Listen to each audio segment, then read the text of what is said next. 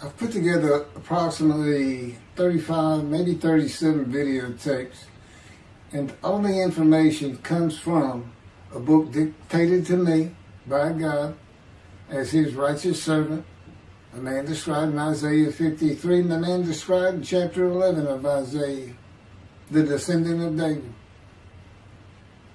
the twig from a shoot that grows out of the stump of Jesse, and it is a stump because of the vanished and felled ancestral tree of the kings of Judah, the line of Jesus. He cannot be the man of chapter 11. He's not the anointed one. He's not son of David. None of that's true. The other book, that book is called Isaiah 53 in the Day of the Lord. And there's about 3 chapters in those particular videotapes that come from the second book that we wrote not too long ago. He dictated to me. It's the story of my life. It's to show you how I fit the verses of Isaiah 53 with regard primarily to suffering, familiar with disease.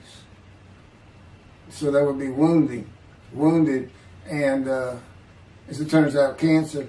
But the other words that you find in Isaiah 53, punishment, maltreatment, crushing, bruising, chastisement, okay, that is all in God's power.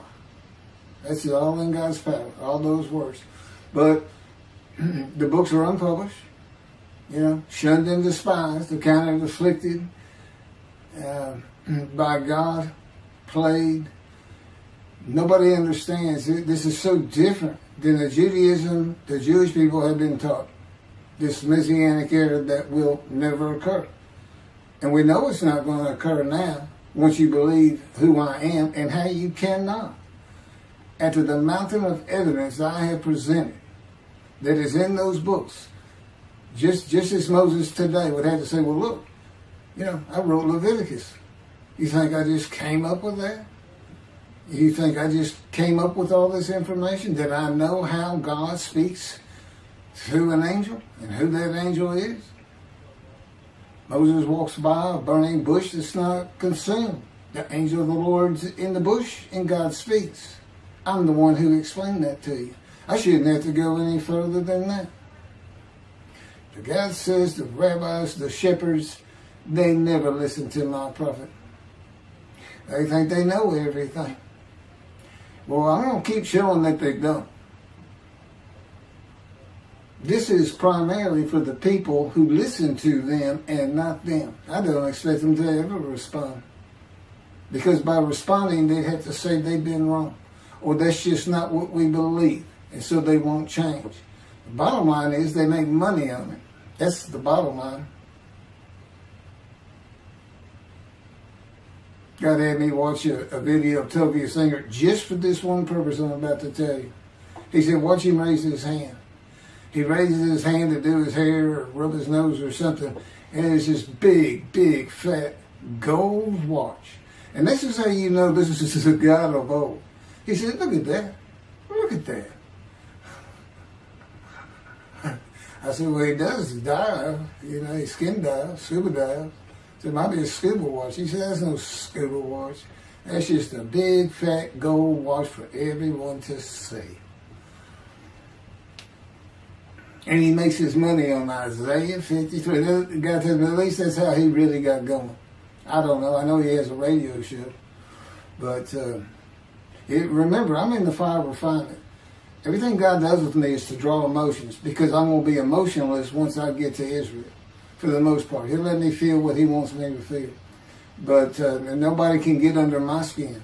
You can't bother me. Even if I seem like I'm mad, it doesn't carry over to my insides. And I don't think about it any more than while I'm, as they would say today, on a rant, getting on somebody. But, I bring his reckoning. I laugh. I tell him, you know what I am, don't you, God? He said, I know you're a lot of things. I said, no, I'm the reckoning, and I am the wrath. That's what I am. He laughed. Holy Spirit laughed.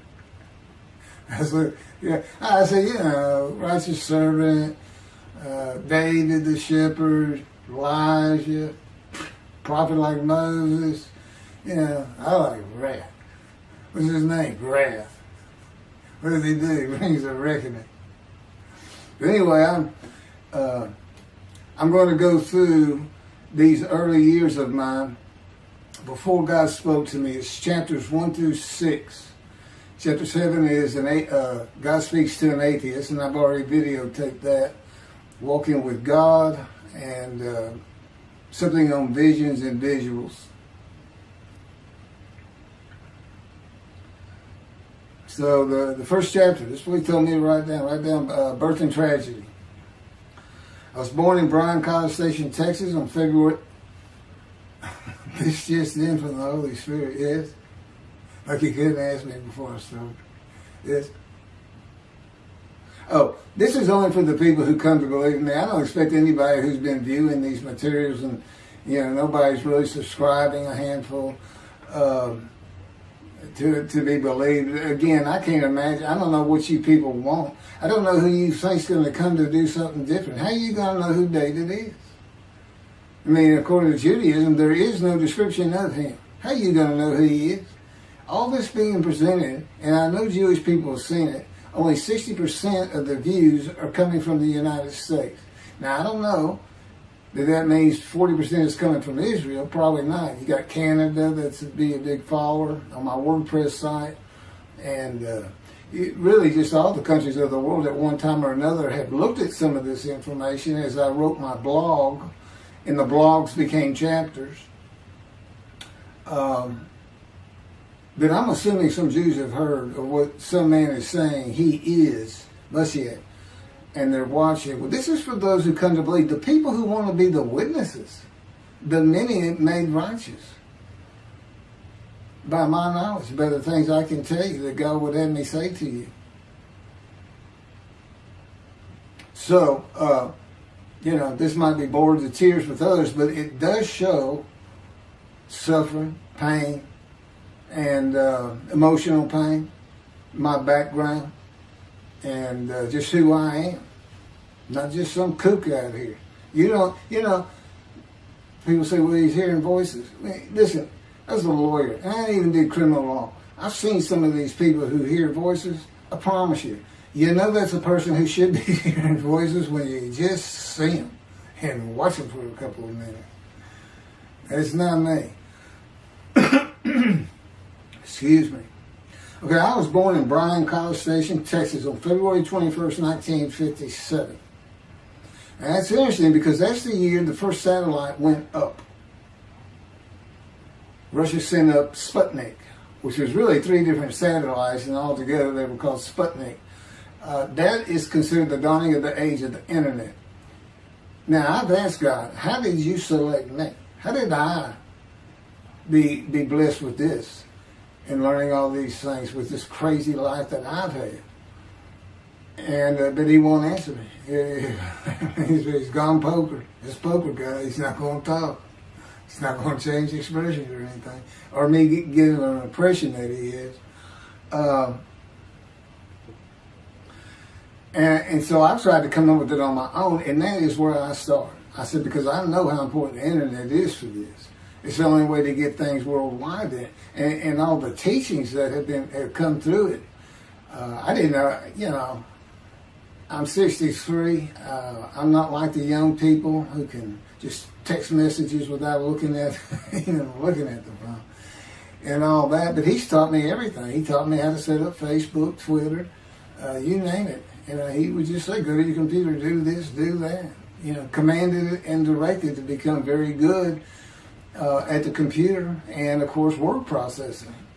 I'm a regular secretary, except I still henpeck with one finger. I used to. But God says that's to show you I have perfect use of this disfigured right arm. It just doesn't have muscle in it, and my shoulder's shorter. Anyway, I was born in Bryan College, and that's where Texas A&M University is. And my dad was attending Texas A&M when I was born. I graduated from there 22 years later, which is a story in and of itself. So I was born premature in the 7th month of my mom's pregnancy. I was born in February, and there were many complications. My parents were told I would not make it through the night, and they should just take me home. Mind you, this is 63 years ago.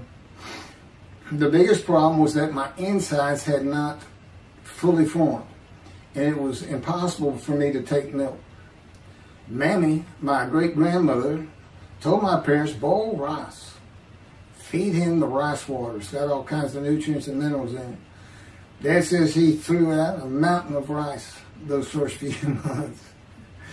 And it would not be my last encounter with death.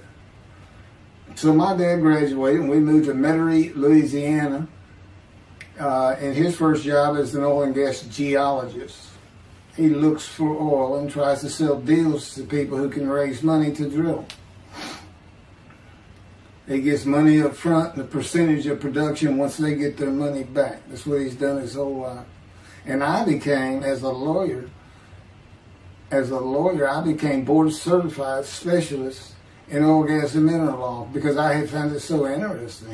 As a young boy, I became interested. But he rarely had time for us. The other part, I said, okay, well, I was born when the dawning of the internet, so he's got a selection process for 57. And I come from a dysfunctional family. Lots of drinkers, lots of fighters. And on my mom, her grandfather committed suicide. It's tragedy. Birth and tragedy. In the Great Depression, he lost everything. He owned land in what is now downtown Dallas. But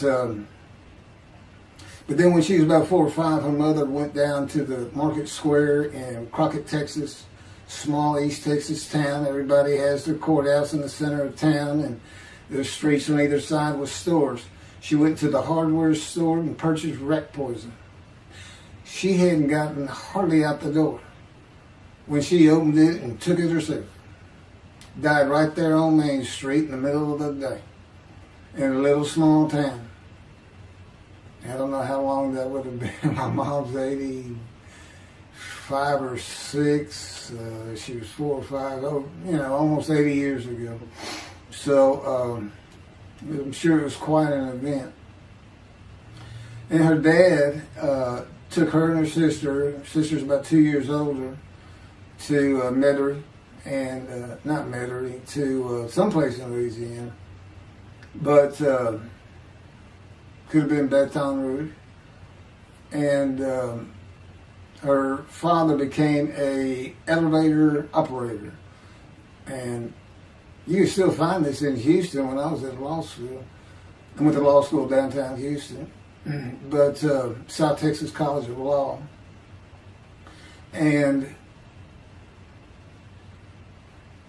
at the courthouse, they would have somebody sitting in there on a little stool and with a lever and take you up or down, take everybody up or down. With all the lawyers coming in for the court cases, it was packed. I'm sure they've done away with it by now. But that's what he did. And they found him one day or night. He had taken out a pistol, he shot himself in the head and killed himself. So now she had suicides on both sides of her family. And her father's brother took the 2 girls in. He actually adopted them. And when she was about 10 or so, I believe, she's with him out in some shack in East Texas. And, there's not even phone in this place. And he took a shotgun, and I'm sure he'd been drinking, they were all known for it, and blew his head off right in front of her. I mean, that's all the circumstances I know about it. It doesn't sound like a good scene at all, but it scarred her for life. Okay, we've been taking care of her from the get-go. My father amazes me to no end. What he has done to care for her. See, they knew that was his sweetheart. Eventually, now at 10 years old, that's who he married. And they're both from Crockett, Texas. Small town people. I still take care of them. They've taken care of me for 10 years. Got to me from society. He made me quit law. terminate my law license in Hawaii and Texas, and took me into poverty. I've been in poverty for 13 years until I just now filed for Social Security early. But I give them more than 90% of it to make up for everything they've given me for 13 years. While I'm in God's fire of refinement, learning everything I need to know. And I have learned much. There ain't any question.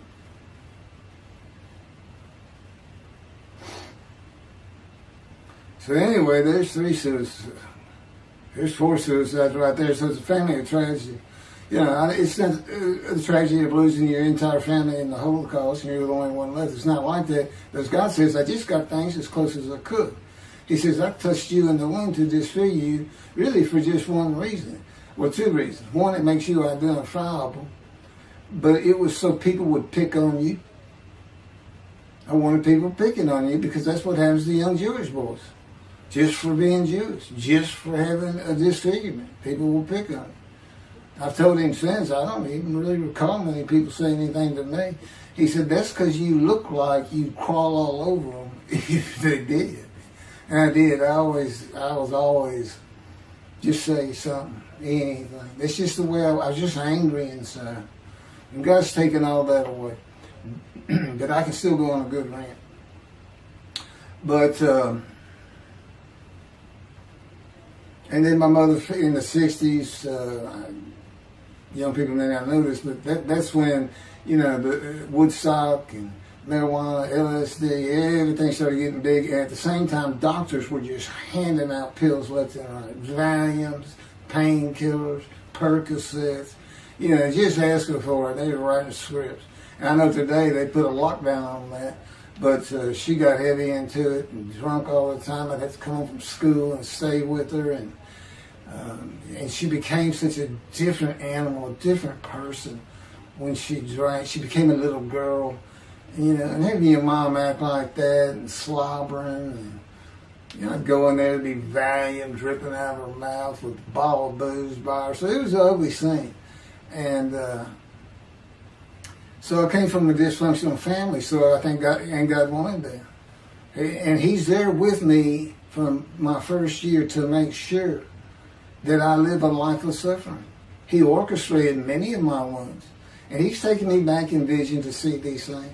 And His visions, one thing you don't pick up in the Bible, when I say Bible, I'm talking about the Jewish Bible, the Hebrew Bible, that's not, unless I say otherwise.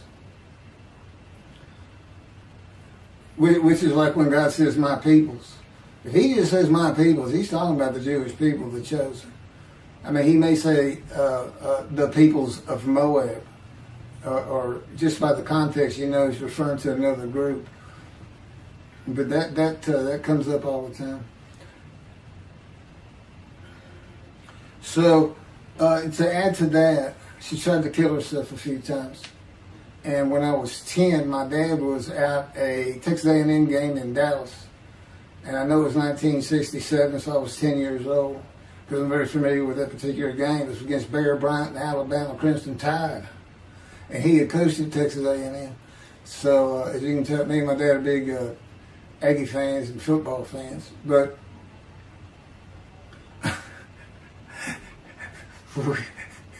I had been assured we'll be able to see those games in Israel. Somehow it might be technically. He said, we'll get it. That's the Holy Spirit. We'll get it. He's so funny. I don't know where my sister and brother were, but I heard some noise and I went down. It was about 1 or 2 in the morning, and our stairs curved, and there was a little bay window cut out, and I looked down out into the living room. She's laying newspapers out, and I just sat there watching. I didn't know what to do. And she got down that paper and took out a butcher knife, not a razor blade, a butcher knife, and opened her wrist up. And this happened again years later when I was in high school. She opened her elbow up, and that was god awful. I don't know how. But before she bled out, my dad opened that door. I sometimes think she knew he was going to be there soon, would probably save her. But it didn't look good, and I hated myself for not doing something. Maybe that's why I was so angry. Anyway, because I didn't do anything, I just sat there. I couldn't move. I don't know. I don't even know what I was really thinking, really. But I can't. What it did is it told me how much her uncle blowing his head off must have done to her. That must have, it really hit you. I had nightmares my whole life, but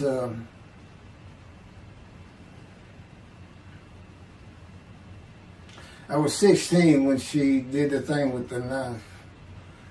But you know what? My dad finally got her he got her the best psychiatric care in Houston, Texas, and that's big because we got a medical center that's renowned throughout the world. And they put me back together many a time. And she never did that again. And the amazing thing is how different she is in her very advanced old age. I mean, it's like she was never that person of the 60s and the 70s and the 80s. I don't know how my dad survived it. I'd have never stayed. I'd have taken the kids and said, try to find us. But he's not like that. I've never seen two people who love each other so much. It's crazy. But anyway, I was married for 20 years and we weren't like that at all. We finally divorced for irreconcilable differences. Okay, my first major surgeries when I was 2 years old. My first surgery. Up above here, I have a scar. I had my first of many surgeries. Been born without my right pectoral muscle, smaller shoulder, withered arm. And there was some, the movement of my arm was restricted. There was some tissue in here that had to be cut out. So they opened me up and did that. I was born right-handed, but I do everything left-handed. Except for light things, like I shoot a basketball right-handed. I throw a ball right-handed. Darts, things like that. But bowling, I'm left-handed. You know, anything heavy. And I was quite an athlete. If I'd had two good arms, I'd have probably been on scholarship. I was already offered a partial scholarship at a small school for track, even with this bad arm. But I just didn't have the fast start. You got to have two strong arms just pushing out in front of you. But I was some kind of quick and fast. So, we moved back to Houston to a place called West University, a suburb. And this little story, I don't even like telling it, but God tells me I have to. And he had something to do with it. But I'm not going to go into that part of it. So anyway, I had decided when I was in second grade, I was tired of school, didn't want to go anymore. I don't exactly know why. I just know I said, that's it, and I'm not going. Dad came to get me up and take me to school and told me I'm not going. And it was on. He was going to get me there. It took him about an hour to get me to the car. Fighting and screaming and running around, hiding, getting under bed. You name it, I was doing it. And but anyway, he finally gets me to the school, but he's too tired. He wasn't even going to try to get me out of the car by himself. So he get out, and he goes and gets the principal. Now, my dad's about 6'2", but he's real slim. And but he comes out with his principal, who's taller than he is, and he's a hefty guy. He's burly. Anyway, so they come, they said, get out of the car. I said, I'm not getting out of the car. I'd already locked the doors. Only the two front doors locked, and it was those locks that you pull up and push down. So my dad used the key, and he opened up, he popped that lock up, and I slammed it back down. Said, I'm not going to school, I told you. He throws the key, they start throwing the keys at one another over the roof. The principal was driving the same thing, and I'm slamming his door, I'm leaping across the car. Man, I don't know how long I went, but they finally, in 5 minutes maybe, seemed like an eternity. I was terrorized. That's the way I look at it. Anyway, the principal got it open, and I saw that door open, and I got back on the far other side of it, by the steering wheel with my back against that door. And I curled up like a ball, had my knees on my chest, and he reached in to get me. And I unleashed on him, kicking him in the face with everything I had. It broke his glasses, and his orbital bone got shattered. So, That wasn't my first principal either. There's another one. So, but anyway, so they carried me in, and it was very embarrassing. I was crying. But again, funny thing, nobody, because I stayed with this same group for 9 years, going to West University and the junior high there that you go to. Nobody ever said anything to me about it. And I knew some of those kids that were in that class.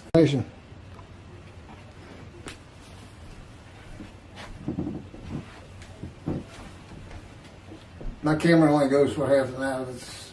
I can see on the screen that I have pointing towards me that when it runs out and I have to turn it off and turn it back on. But anyway, that ended my fight with my first principal.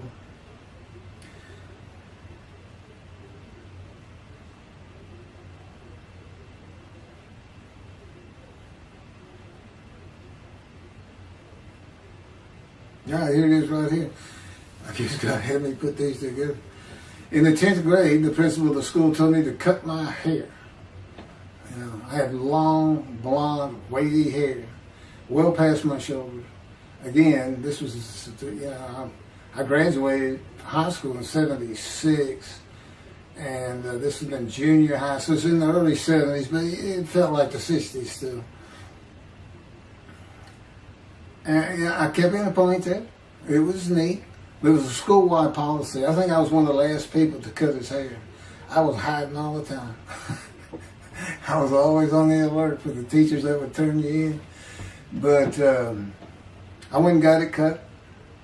I told the barber right at my collar. Sat there in the chair, cut it right at my collar as I was instructed to do. And then I was commanded to return to the principal's office. And so I presented myself to him. I sat down in the chair in his office, and he gets up, walks behind me, and grabbed me by my hair, back of my head, and jerked my head back fast. And said, "It's still over your collar." Now, I don't know if I did a backflip out of that thing. I can't really recall. But what I do recall is it took 3 people to get me off of him. And I was permanently expelled from school, which ended up me leaving home. It wasn't a runaway. I'm just out of here. I'm tired of everything and everybody. I ain't going to school ever again. Hate school, always have. That was me. Yeah, they had to pull me off of him. I understand through a friend of mine, he said, my brother went to that school. He had some stories about that guy. I told the guy, I said, it wasn't me. It's him. Second major surgery came when I was 12 years old to try and repair my right knee and just below it. I was running full speed in a field. High grass and weeds with a family dog. And God says he had something to do with what the dog did. For no apparent reason, just suddenly he was running at my side. And he just bolted. He just stopped going straight, took a hard left, and went right between the legs. I go sailing in the air, and I came down on my knees. Except my right knee came down on a broken Coke bottle, Coca-Cola. And they used some thick glass back then. It was stuck nose down, way down. It was all broken up, but it was the bottom all jagged that my knee just... they said it went to the other side of your knee. They said, you got that whole field in your knee. But when I got to the hospital, I sat there for a long time. The first doctor that came in and just told my mom, right in front of me, I'm in the room, he said, I can't repair that. It's not repairable. We want to take it off. You can't use it. And I already knew that because as I started screaming and yelling for my dad, he finally came back. This field was behind our house. There was a chain link fence, and then the field. My dad finally heard me. He got over. He saw the blood, and so all of a sudden he's scared to death. I'm going into shock, and he got me to put my arm around his neck, and he said, "Can you walk on it?" And I tried, and it just collapsed. It was useless. It was awful. And then I had to climb over that fence, and my mom was going crazy and screaming and crying. And he had to go take care of her. I'm sitting in his bathroom with my leg all opened up, and I'm just getting sicker and sicker, nauseated, scared. I was a cripple.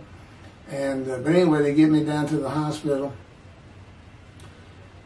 And this, like I said, the first doctors were just like, we don't know what to do. And just right then, and God says he knew he was going to be there. This doctor walks by, and my mom recognizes me. And she goes, Dr. Kane. And she runs out the door. Well, this is Dr. Kane. Her mammy that I mentioned earlier, in her old age, very old, maybe been in her 90s, I don't know, late 80s, but living with her sister, broke her hip. And this doctor repaired it. This is a long time ago, people. Repaired it, and she actually walked again with a walker. I remember. But that's who this doctor was. And she said, my son, they're going to take his leg off. You've got to come look at it. And this Dr. Kane actually became the medical doctor for the Houston Oilers. He repaired many in me before and after me. I guess that's what he specialized in. But he was there at the hospital just to do rounds. He wasn't dressed for surgery or anything. But he came in that room, and I mean, he was livid when he looked at my knee and knew how I'd been there for like 5 hours at this time. And he just started barking orders about getting me prepped for surgery, and he takes off to go get prepped. And they literally ran me down to surgery in a gurney. I mean, they were trying. This kind of fear he put in everybody. Anyway, I was in the hospital for weeks, and I woke up with my leg. I was glad of that. But I had a cast from my hip to my ankle. And he told me, when I finally was being released, he said, if you put any weight on that leg, you'll never walk again. So, I can't remember, 6 weeks. I don't know how long it was that I had that cast on. It wasn't my first cast, it wasn't my last. Or maybe it was my first, but it wasn't my last. That's another story. We're not getting very far. There's 6 chapters. I'm barely getting through the first one. But what I'll do is I'll just do 6, just like I did with Isaiah 53. I did 6 or 7 videos, 7 I think. But then I joined them all together and put it as one video, the definitive commentary of Isaiah 53, which comes straight from God, by the way. I mean, you can contest what I'm saying all you want, but it makes perfect sense. For the first time, Isaiah 53 is explained. Now, how did I become the smartest religious Jew in the world who can see that? And what the wounding and the punishment, everything's about, and how it's really, in some ways, a snare for the Gentiles for the day of the Lord. Because he knows he can take me and just decimate any argument they want to put forth. You know, in particular, I'm blemished. I'm the Antichrist.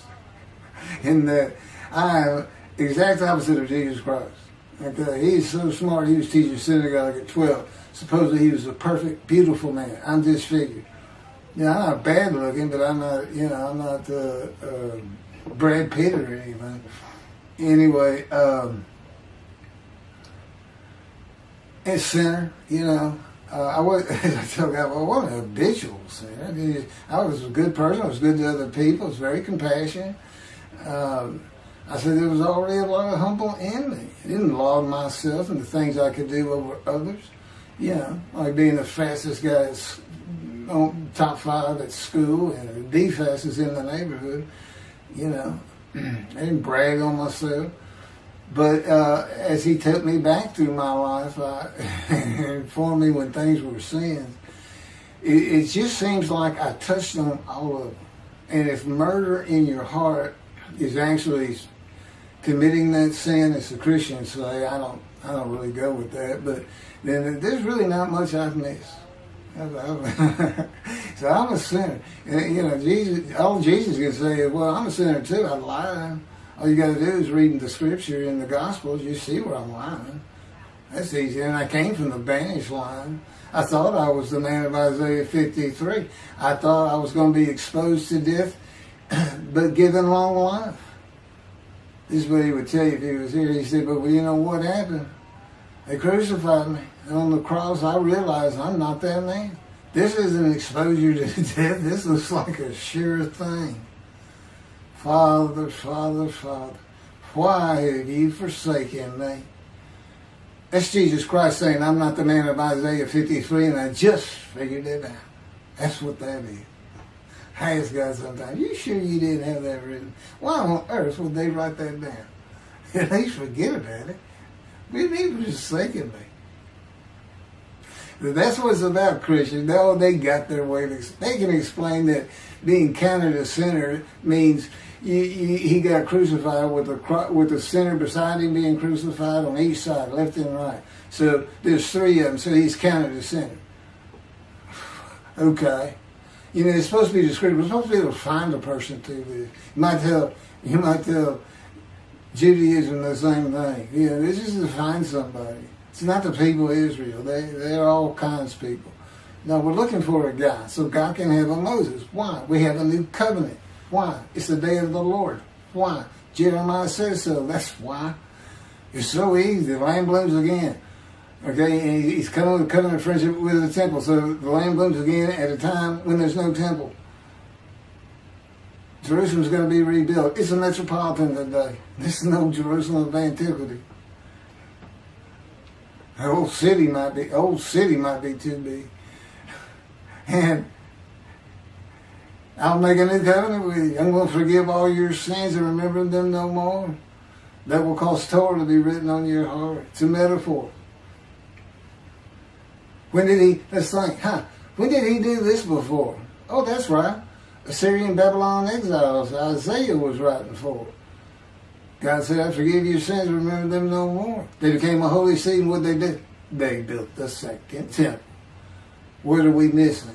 The third temple. It's just so easy.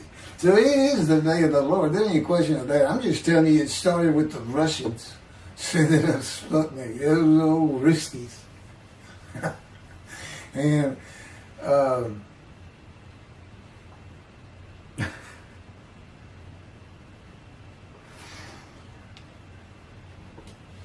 and he's bringing the covenant, but he's got to have a Moses. He said him, send a prophet like Moses. So he was saying, it's Joshua. No, it's not. God needs him today, the day of the Lord. And guess what? He gives us a description of him. He knows this is a time of secularism, reliance on science and medicine and doctors. And you got so many more people who the only book out there is not the Hebrew Bible. There's a lot more books than that. You know, there's all kinds of distractions, television, cell phones, computers. You know, back then, you know, you just sat around and said, what do you think God's doing? I don't know. Wish he'd send some rain.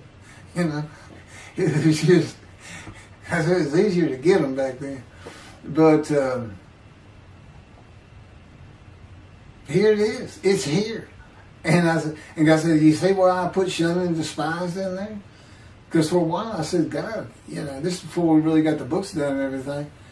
I said, I'm just sitting in a room. I can't really tell anybody shunned and despised in me. Counting me plagued, afflicted, and by God and everything else. He said, well, how you feel now that we've been putting all this on the internet and everything? I said, I feel shunned and despised. Yeah. I can tell they know. There's no question this hadn't gotten back to those two. I said, you keep attacking them like this and I'll be certainly sure, just in case I'm wrong. But, because he won't actually tell me, he won't tell me anything, this is a rule of thumb, he won't tell me anything that I cannot find out or become knowledgeable on or informed on of my own, which means about nothing because we're in a room all the time. The adjunct of the Holy of Holies, what I call it. I live in the, I'm like the priest who can, the only person who could go into the Holy of Holies was the high priest. And that's what I'm like. As a matter of fact, God had me write down, just as he had David write down, a new Psalm, 151, where God said, and it's on a video, where God is speaking, where the Lord came to me and God said, quote, and within that, he says that he declared me. We actually used the psalm where he declares it for David. He declared me an eternal priest in the order of Melchizedek and King David, and a rightful king, small k, and a rightful king. And he also declared, I'm the righteous servant. I mean, that's God talking. I mean, he's using it. When he dictated to me, it wasn't, to be written in my personality. That's him. That's him doing a new song. So, because he does that. Even in the writings, the person doing the writing, whatever prophet it was, or Moses, or David, if he wrote Samuel 2 and Kings 1 until he died. As I said, God says, just assume the central character is the one I had writing, because their lives change when I come to them, just like mine's changed. This is not anything I could have ever conceived or even bothered thinking of. I'd have never read the Bible my whole life if he hadn't told me, we're going to the bookstore and get you a Tanakh. That was 13 years ago. And my answer was, what's a Tanakh? I didn't know anything. And look at all this knowledge. But this is it. This is the only power he's going to use in creation. He's not going to perform miracles. He's not going to have me performing miracles. And he's not. He said, the only power I'm going to use is on you. What I can get you to do. He said, I can take a Gentile Texan and take him to Israel and get my temple built. Okay. He said, because that's what you say to God all the time. Okay. And one night, I hadn't even read Isaiah 53. He didn't come to me and just say, offer yourself for guilt. I crush you with cancer. It was me that did. That's not, I wouldn't have known what he was talking about. We finally get to Isaiah a couple of years later.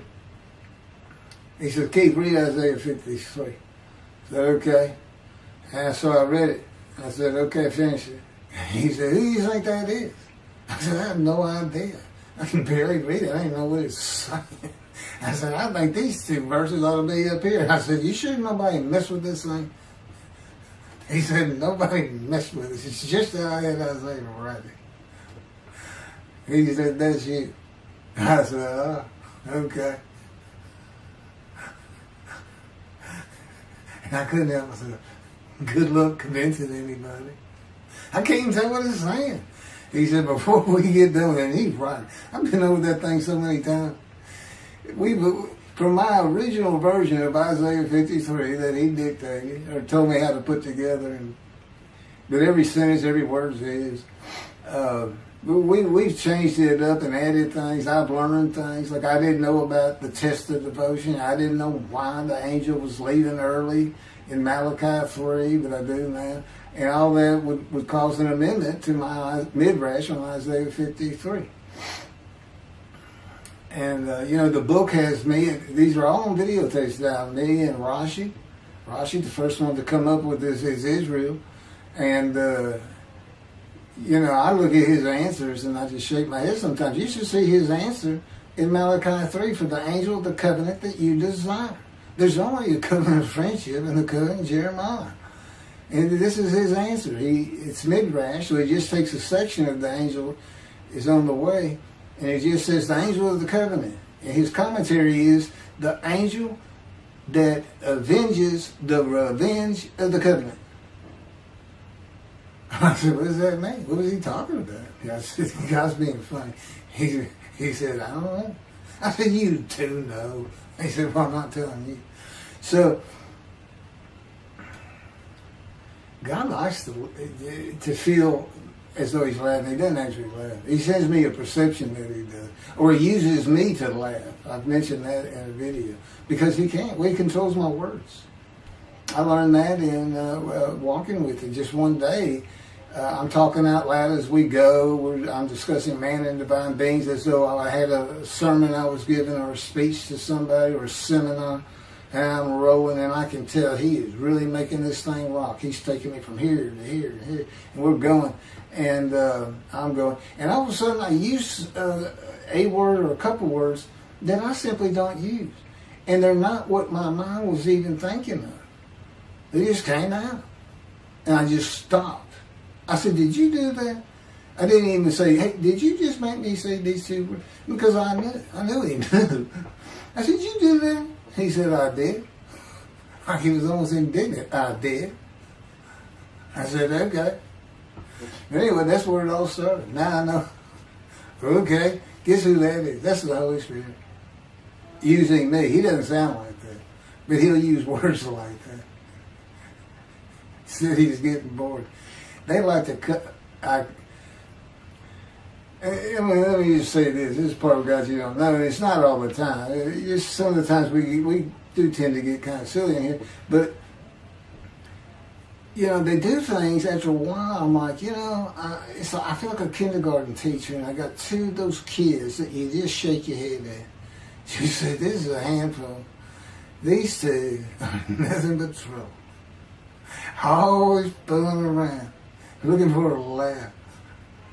And the Spirit's always working in heaven, death, God laugh, as it were. Again, he doesn't actually laugh. He just, it's a perception that's his emotion. If God has any emotions left, because worrying about other people's pain is not one of them. He made that clear to me. I don't care about your pain. And just saying it makes you mad. He says, see him drawing anger. And he'll do stuff so many times over and over. He says, it's easy because now it irritates the fire out of it. He just started. I said, how do y'all keep doing the same stuff?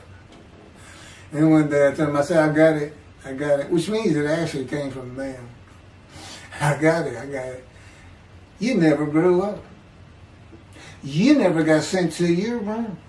You never had to climb that mountain to achieve something. Put yourself out there. Nobody's ever whooped you. He said, I said, that's what it is. You never grew up. That's what it is. Yeah, I'm dealing with the child God. That's what I'm dealing with. That was my argument.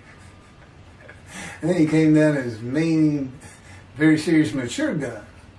And I didn't bring that argument up anymore. But that's how it gets with me sometimes. It's an incredible lot. For me, I'm not going to get to him. I guess I'm at the end. I'm getting close to when I got shot. I thought that was a new chapter. Oh, it's not.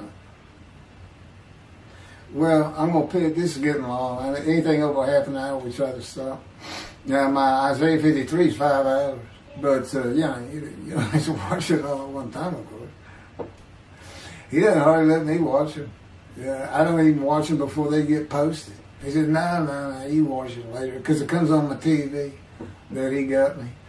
And I didn't know at the time it was going to be, you know, that he was serious about doing videos. And I certainly didn't know about making it a backdrop.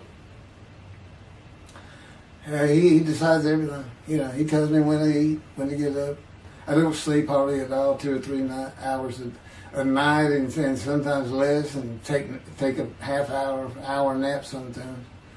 But I found out I feel fresh. You know, I don't need that much sleep. He said, well, you're not really doing anything. Why do you need a lot of sleep? And see, that used to make me mad. Now I just laugh at it. Thank you very much for listening. I'll pick this back up on another video, and eventually I'll put these first 6 chapters, just like I did Isaiah 53, because it's a book that he dictated to me. I can't get it published. I'm going to put it on YouTube. That's why I'm reading this. And as I said, if you don't want to listen to it, don't listen to it. But the information that's in these books and in those videos is, that's my proof. And quite frankly, God says if that's not enough for them, well, that's just too bad. Utter destruction is what they end up getting. They better learn how to listen to the prophet. See, it's no different than the people back then. You'll say, well, why didn't they listen to Isaiah? Why didn't they listen to Ezekiel? Why didn't they? They laughed at Ezekiel. That's what Rashi says in his commentary. I didn't know it was laughing at him, but they just ignored him. Yeah, everybody thinks they know it. But in any event, I do know there's one chapter we haven't put in there, and that is recognizing a prophet in the Talmud. It says Moses vouched for Joshua, so he didn't have to be tested. Now, the problem with all that is, and I think why God hadn't had to put it on video, is that they're looking for a seer, somebody who can see the future. But see, that's antiquity. I mean, that's not what you're looking for today.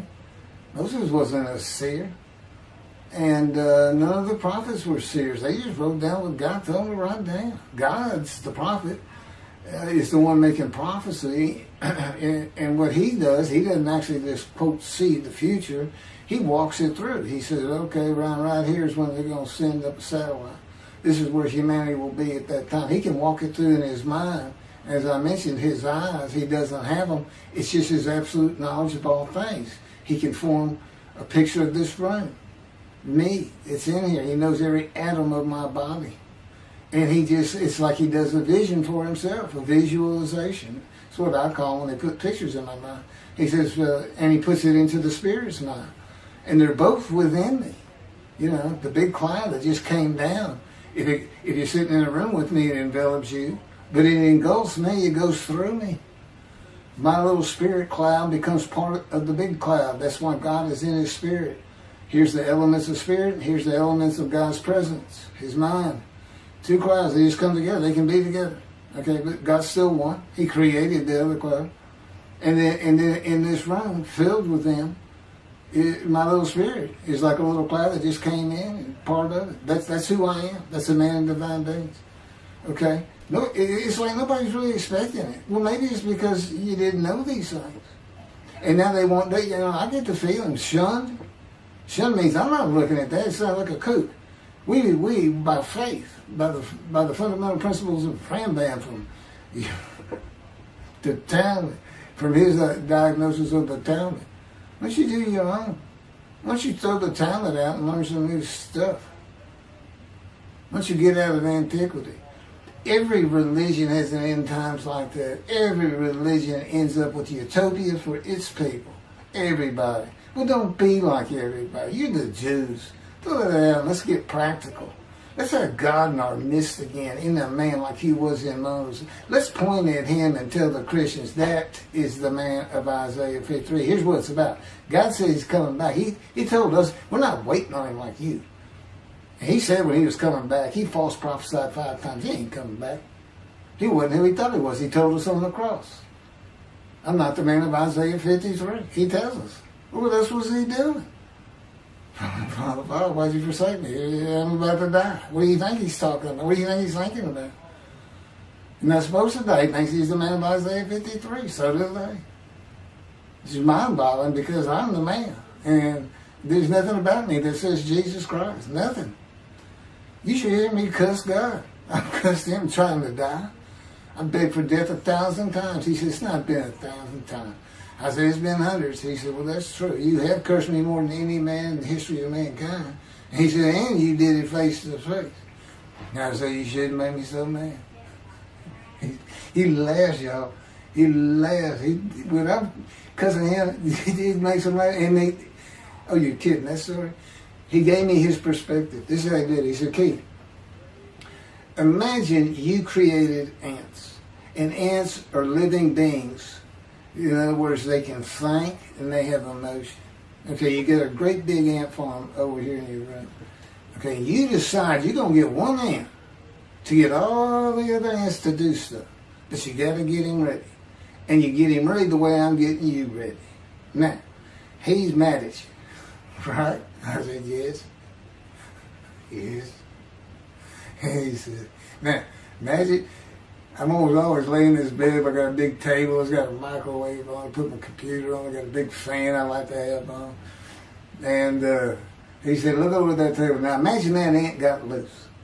And he is crawled up. And he is standing on the corner of that table. And he is giving you the what for in ant language.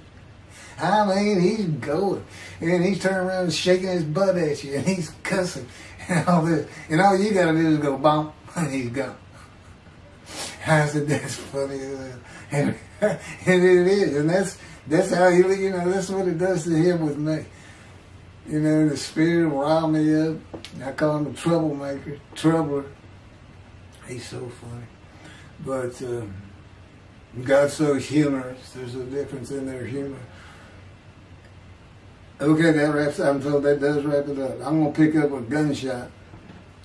I guess it was worse than the accident to my knee. They ended up opening me up from between my breast and my pelvic bone, and now it's been 3 times. And eventually, the lung cancer and colon cancer and skin cancer. But the lung cancer is when they told you should have died from the colon cancer. He said, but this is it. We can't treat that. It's too advanced. You're gone and prepare to die. That was 20 years ago when the planes hit New York. It was the planes hitting New York that got me up off the ground one last time to see one more doctor. The life of God's righteous servant of Isaiah 53, chapter 3, gunshot. Shortly after I recovered from my knee injury, I moved to Fort Lauderdale, Florida. I was not happy about it at all. It turned out to be a lot of fun. I made some great friends and celebrated my 13th birthday. My only injury in Florida was having my front teeth shattered and knocked out, requiring caps, which was more of an ordeal than I would have imagined. We returned to West University in Houston after 2 years. My mom was not doing well at all, and it was getting close to her second suicide attempt. I was back with my old friends and did not have much supervision from home, and I failed ninth grade. I made my own decisions, and I rarely listened to others. After being set back a year at junior high school, I made a few new friends, which led to my next serious injury. My best friend was a Spanish Italian whose father was from Sicily. And he kept a machine gun and a violin case in his office at the restaurant he owned, where his son and I were waiters. It was called The Godfather. My friend was the best pool player I've ever known or played with, an absolute natural. I will call him Antonio, but that's not his real name. Antonio's girlfriend was a Jewish girl. I will call her Rebecca, but that is not her real name. Antonio was a Catholic Christian. Rebecca did not practice Judaism, and Antonio did not go to church. I was a confirmed atheist, and we never talked about God or Jesus. Rebecca's father had foreclosed on a ranch about 8 hours from Houston outside of LaGrange, Texas, Fayette County. LaGrange was famous for the Chicken Ranch, which was an illegal brothel that operated from 1905 until 1973. The business served as the basis for the 1973 ZZ Top song, LaGrange, and the Broadway musical, The Best Little Whorehouse in Texas, as well as its 1982 film adaptation. T.J. Forney was known as the meanest sheriff in Texas. In the coming weeks, I would be interrogated by him outside of Shock Room 3 at Dental Hospital in Houston. This is an excerpt about him from an internet article. It was the most one-sided Texas battle since the Alamo, as 100 citizens watched disbelievingly in the dusty little town of LaGrange, their beefy sheriff, T.J. Forney, reached into a black 1975 Continental Mark IV and began to shake by his $300 suit Marvin Zimler, the star consumer crusader of Houston, Texas. That's from People, June 17. Next, the sheriff tore off Zimler's blue-white toupee, waved it in the air, and then finally ground the rug under his cowboy boots. Behind Forney's fury was the fact that on Zimler's last assignment in LaGrange 18 months before, he had filmed an expose which resulted in the closing of a critical part of the local economy, the Chicken Ranch, a legendary body house. Antonio, Rebecca, and I first went up to the ranch in the summer of 1975. There was a small ranch house and small lakes with horses roaming around loosened pastures. We decided it'd be fun to try and catch one of those horses and go riding. The next time we went to the ranch house was in Rebecca's father's Mercedes-Benz. Two-door convertible Mercedes-Benz. I sat on the hood of that Benz with a lariat while she tore through fields trying to run down a horse for me to rope. The horses could turn too fast, and we never got close enough for me to rope one. What we could and did do on the next trip was bring guns. A 30-30 rifle, shotgun, and two 22 caliber pistols with holsters. As a backdrop, Antonio and Rebecca had broken up as boyfriend and girlfriend, and her attention had turned to me. I did not believe that caused any friction between Antonio and me, but it should have. It did not seem to be a source of animosity of Antonio towards me in any event. On October 5, 1975, we were all back at the ranch having a great time. Tony and I were shooting at cans with our pistols and practicing a quick draw from the holsters. We were standing shoulder to shoulder, about 3 feet apart, and he was a little forward of me. Rebecca came up behind us, between us, and said she wanted to shoot. Antonio passed his gun to her, and it fired when it was going by me. The bullet went on a straight line through my bladder, intestines, and colon from the front right and lodged in the back of my left buttock in my backside. I could see the trajectory in my mind. I fell to the ground, and Antonio fell on top of me, rolling me over and over. I think he was looking for an exit of the bullet. I told him to get me to a car and get to a hospital. Felt like Babe Ruth had swung a bat up between my legs. I never once thought of God. On a big ranch, there are several gates for different sections of land and different purposes, usually with chains and a lock. When we got to the first one, I told Antonio, drive through it. I told him to ram it. I knew I was dying, and all I could think of was, you have got to hurry. I didn't panic, but I had never been so afraid and had never felt fear like that again to this day. Sometimes I think I have forgiven Antonio for accidentally shooting me, but I have not and cannot forgive him for stopping at those gates. I'm still mad about it. I was seriously angry at him. We got to the LaGrange Hospital before noon on a Sunday. They had to call the doctor to come in. I asked the nurse for something for pain, and she told me my vital signs were too low. That if she gave me a shot of morphine, I'd drop dead right there. It would kill me. No pain medication. The doctor came and looked at me and said there's nothing they could do there.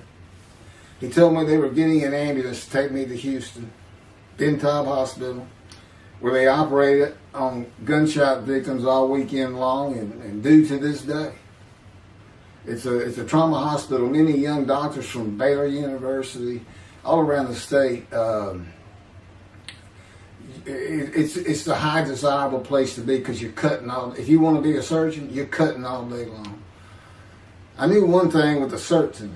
I could not pass out or fall asleep. If I did, I would not come back. In an ambulance, I talked to two fellas that were tending to me, as much as anything to stay awake.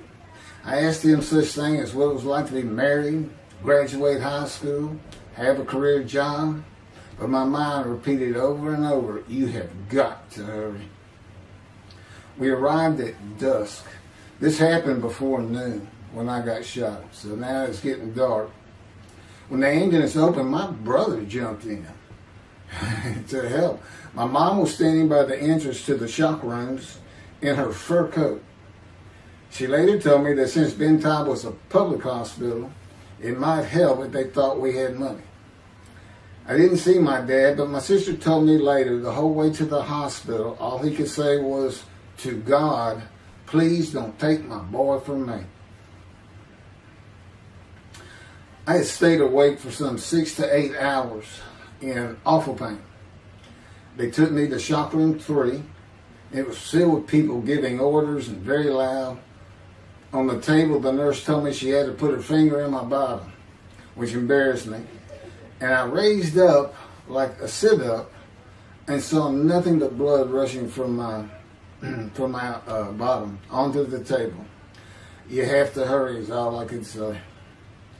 They finished prepping me for surgery and rolled me to a hall in a line of others awaiting surgery. Then someone was saying my name, and I opened in to see T.J. Forney, Sheriff of LaGrange. He wanted to know if I'd been shot intentionally, what we were doing at that ranch, did we have permission to be there, and etc., etc. I told him I thought it was an accident and to leave me alone. I never saw him again. I didn't have to wait long. The orderlies bypassed everyone in front of me and took me to surgery.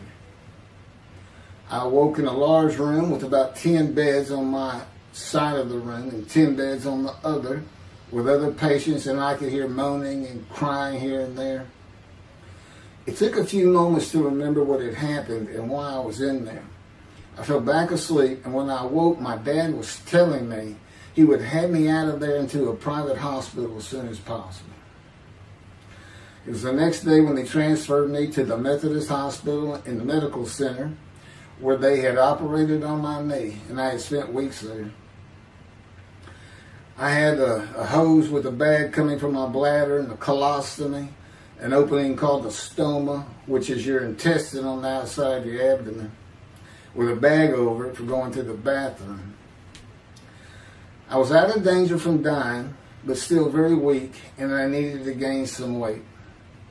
The track team was already getting together, running distance and cross-country workouts provided by the coach, preparing for track meets in the following school semester. I lived about a half mile from the high school.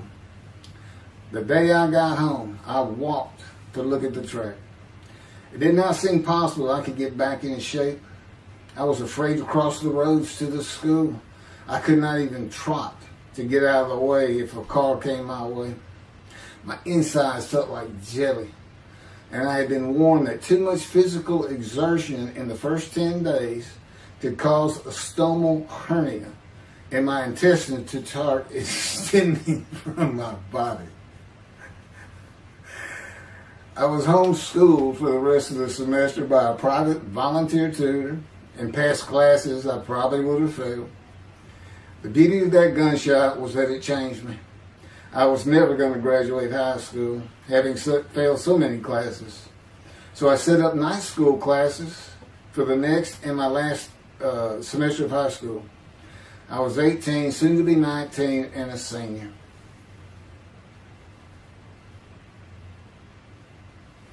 Chapter 4, College and Law School.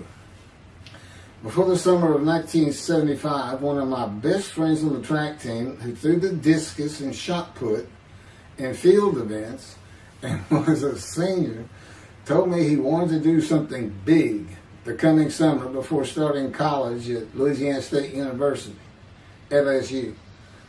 I was only a junior and I had no plans for the summer. He mentioned this to me, and I began thinking about how long it had been since I had been to Colorado. My father, who had really good years and many so-so years, depending on how the oil and gas industry was doing. And when I was in junior high school, he had sold some prospects that completed a few wells and had purchased a condominium in Pagosa Springs near Durango, Colorado. My friend's name was Keith Miller, and I called him Miller. He had given me the name of Say Babe.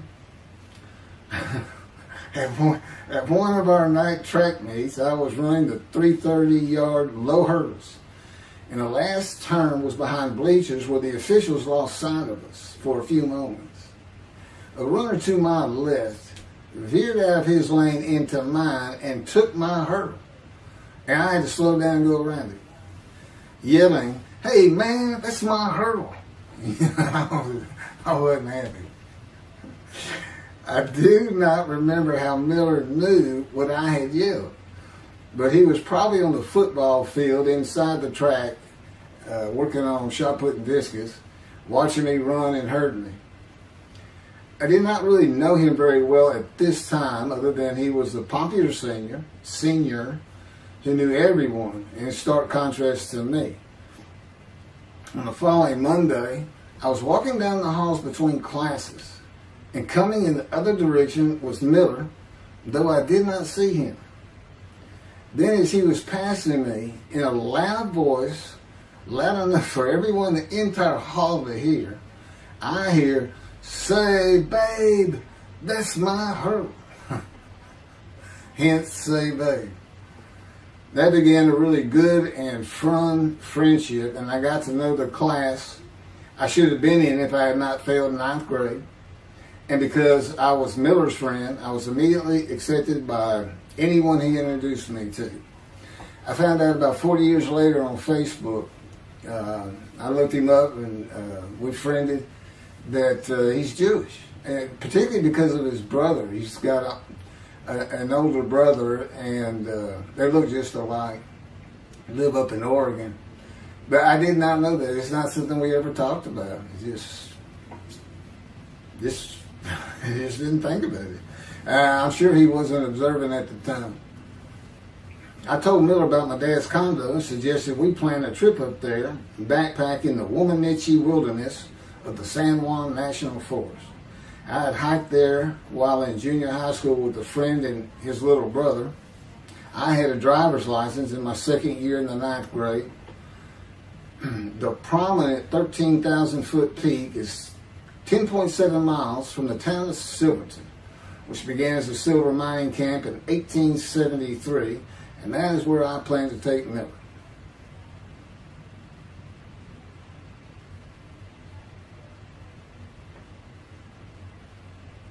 So Miller and I take off. We use his car. As I said, he was getting ready to graduate, and his dad had bought him a Toyota. I can't remember the name right now. My dad's condo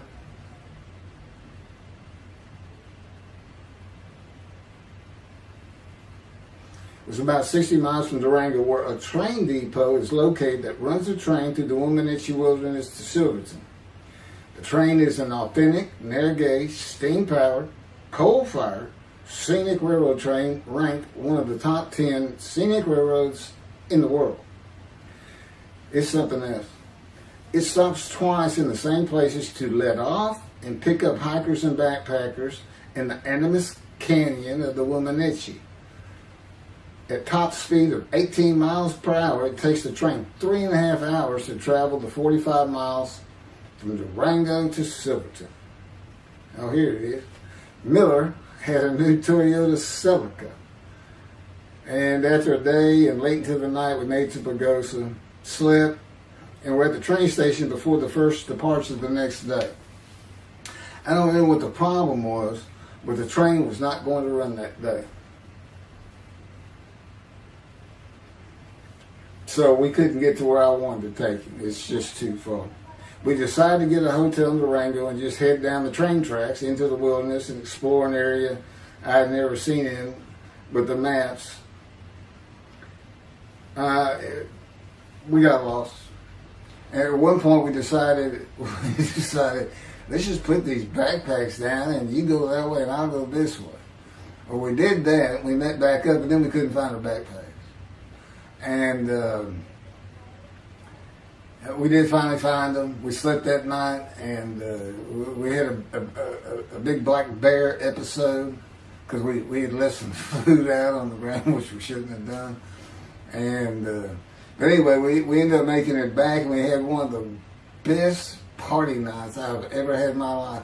We hit the main street in Durango, which is a tourist hotspot, and we hit every single bar. You could drink at 18 back then. It wasn't 21 as it is today. And we did. We made sure it was like a go. Okay, let's go to every one of them, have at least one drink, shot of whiskey, Boilermaker, beer, whatever. I can't really recall other than I knew I had been drinking the night before when I woke up. But we did. We hit both sides of the street. I don't know how long it took us and how many drinks we had, but we just had a lot of fun.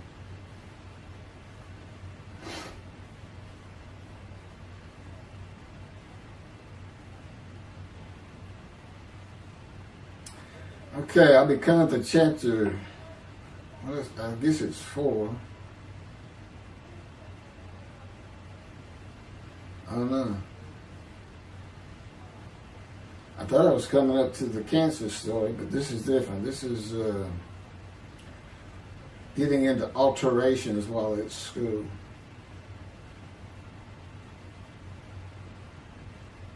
So anyway, I was shot on October 5, 1975, and by early December, so it was October 5, and then in early December, I had surgery again to put my intestines back together, which was, it was dicey. They kept telling me, we don't know if we can reattach.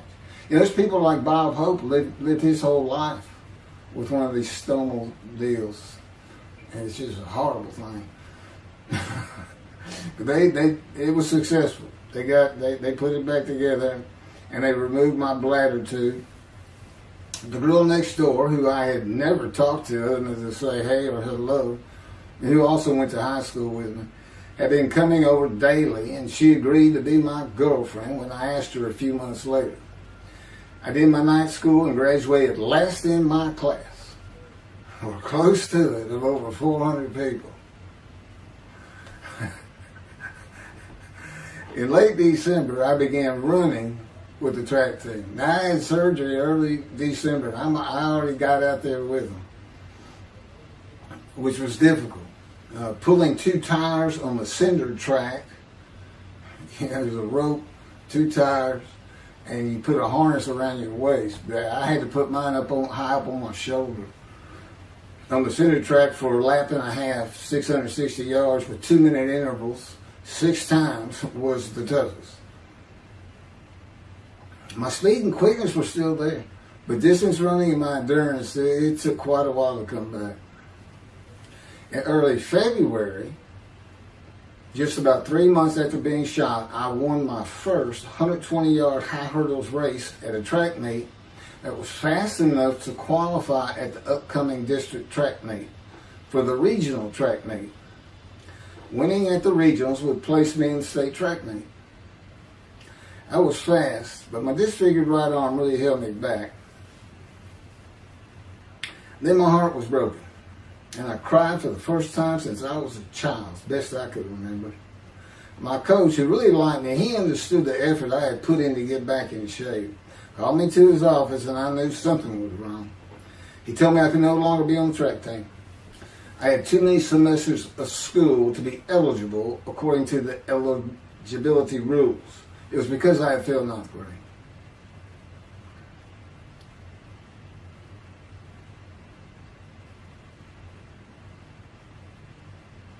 And of course, I had no one to blame but myself. Skipping school all the time, just not trying or caring about learning was why I failed. I was not lacking in intelligence and common sense, as many people thought of me. I could and often did read a complete science fiction paperback book during the school day. One day. I get them from my brother. I just sat in the back of each class and read my book, and the teachers always left me alone. I also was suspended from school a couple of times for fighting. First fight was in the gym in the bleachers with the principal on the floor telling us the do's and don'ts for the second semester of the 10th grade. This is 2 years before I was shot. I found out he already knew me by name, and I had never talked to him. The second fight was with the same guy, but this time we took it across the street from the school. He had about 10 of his friends, and I, being pretty much a loner, I had none. They were African American, bused into school from neighborhoods far away.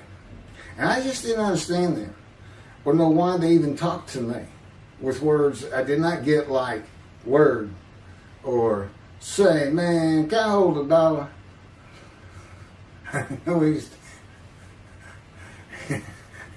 That is what started the fight in the bleachers. I hear from behind me and one stood to my left saying, "Man, can I hold a quarter?" I turned around and just looked at him. And finally said, "I did not have a quarter." Ordered with the principal, I undid my ponytail. Mind you, he's sitting right behind me, and I'm well aware of that. And I brushed my long blonde hair and then reached into my pocket for some chapstick for my lips. When I pulled my hand out with the chapstick, turned out I did have a quarter. Then from behind me, I hear saying, "Man, you said you don't have no quarter." To which I replied, turning around, "I don't have a quarter for you." The next part is kind of hazy. But I do know I grabbed him by the front of his shirt and threw him down the bleachers onto the students sitting below me. That is when the principal yelled my name and told me to go to his office. The next day, the guy and his friends were waiting on me when I got to school, and we fought across the street. The principal had told me not to get into any more fights, and this is the fight I got suspended for. I remember being in, after my suspension, being in the men's room smoking a cigarette in a stall, and a group of African Americans came in, and they were talking about the fight. What I remember was hearing, "That white boy went Muhammad Ali on him." My favorite fighter. I even saw the Ali Foreman fight in Kinshasa, Zaire, live in Amsterdam in 1974. And some of my best friends in high school were African Americans, mostly on the track team where we could get to know one another. I still had run-ins with the general population of the African Americans, who everyone just called blacks back then. I never used the N-word and thought they would help themselves a lot if they'd stop using it. Mostly I think they were angry at being busted in from neighborhoods far away. In fairness to them, white kids did not seem to like me much either. So, yeah, I looked young even for my young age, and with my long hair, about 6 to 8 inches past my collar, I looked kind of girlish, and many people said that to me. One day a friend of mine told me what it was to him. You never smile and seem to be very angry, like if someone looks at you crossways, you're going to come after them, daring them to say something, like you want to fight. My next suspension for fighting began in middle shop, and it was all my fault. There's not a big deal to that.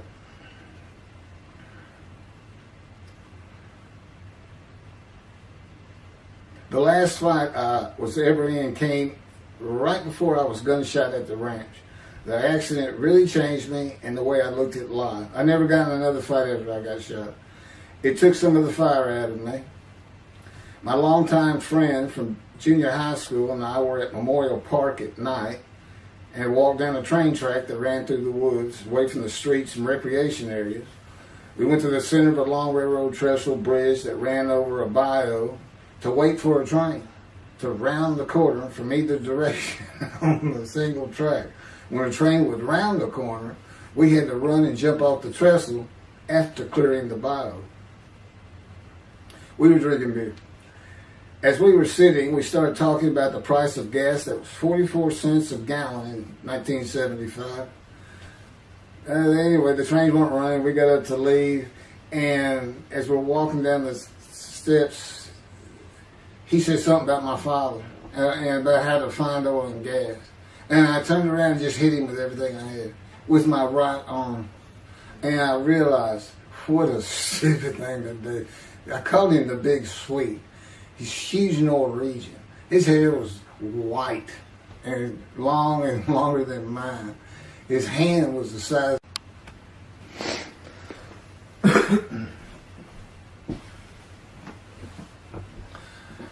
And I had nowhere to run. That was the really dumb part of it. I mean, I couldn't move. I couldn't use my quickness. I couldn't box as I had with the fellow across the street.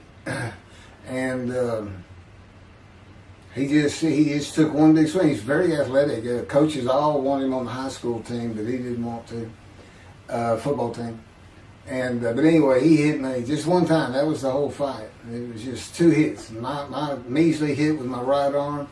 I was fast, and I hit him where I wanted to hit him. Well, I say that. I didn't even think about it.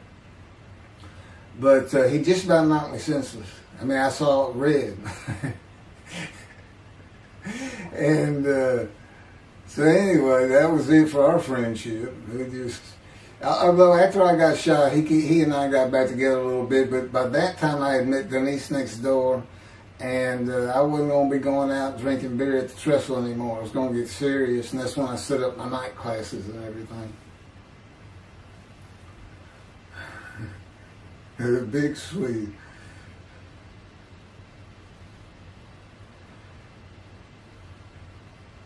After the gunshot, I stopped seeing old friends, including Antonio and the big Swede, and spent all my time with Denise from next door. I knew I wanted to be someone who succeeded in life.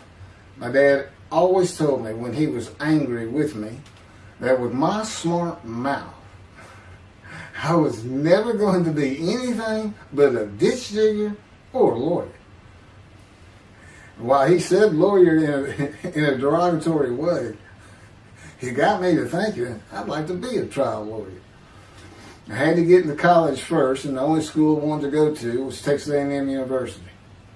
Anyone who had ever known me would tell you that I was not even close enough to being smart enough to go to any college, much less Texas A&M.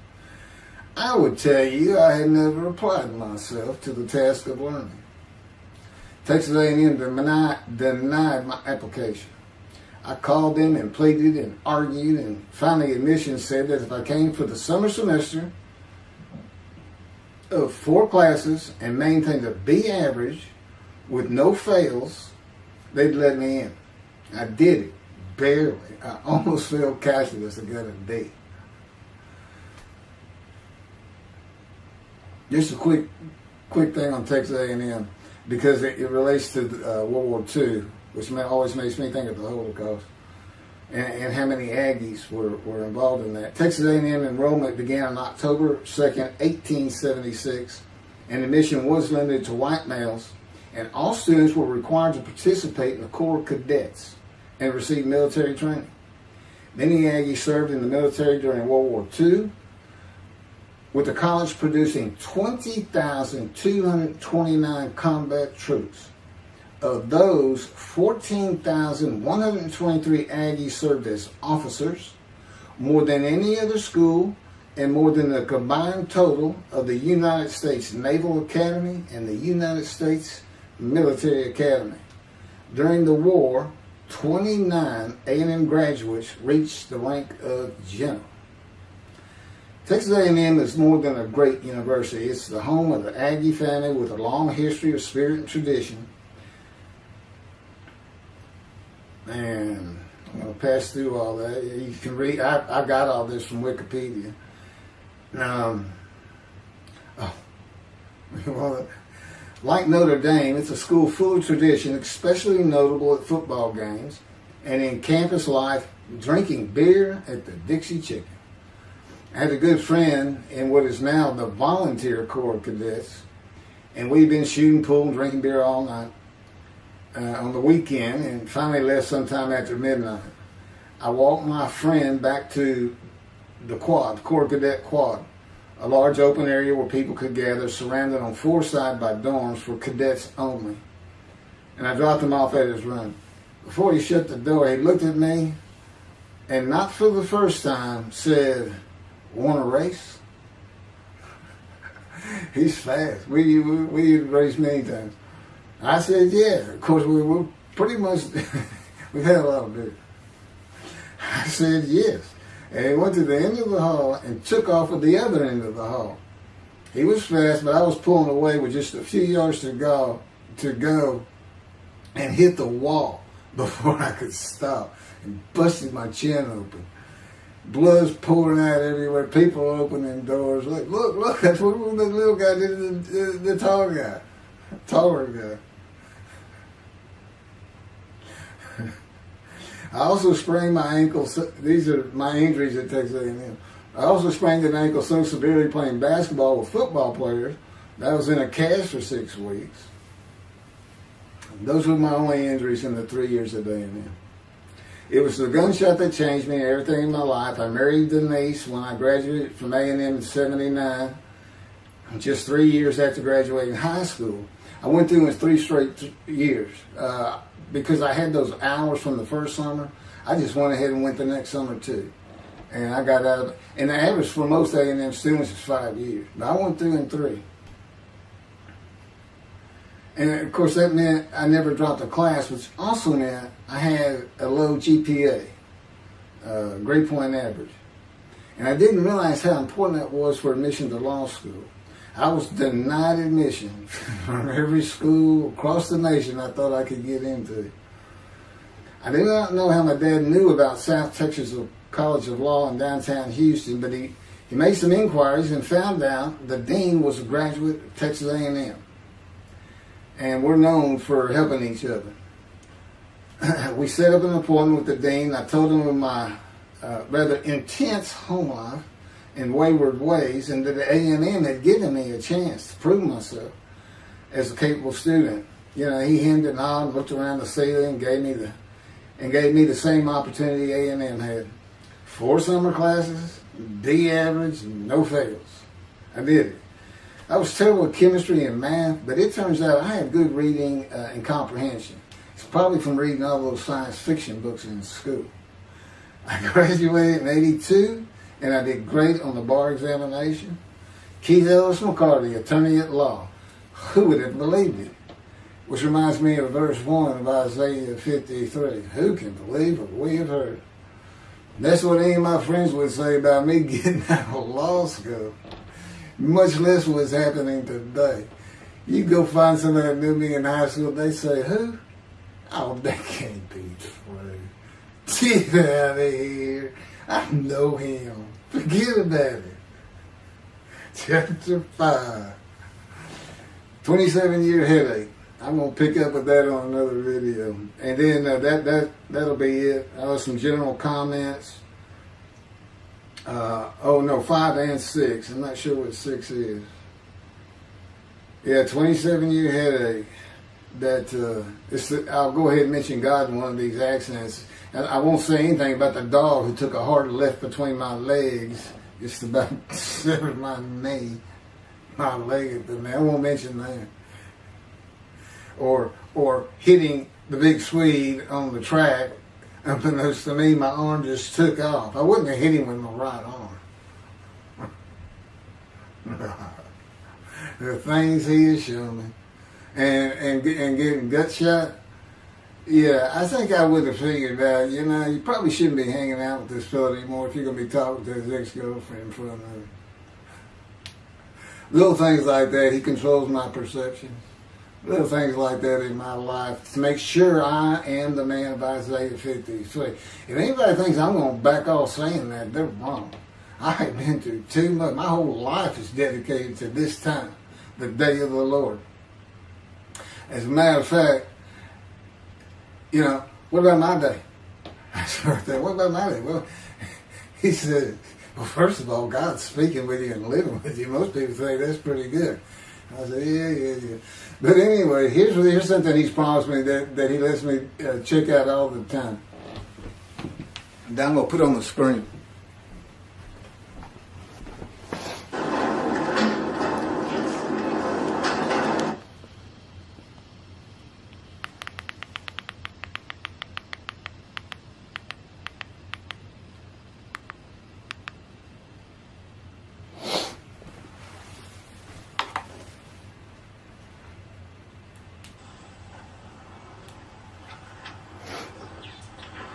The Radiant GP Cycles, Shorties, Slip-Ons, Code Startup.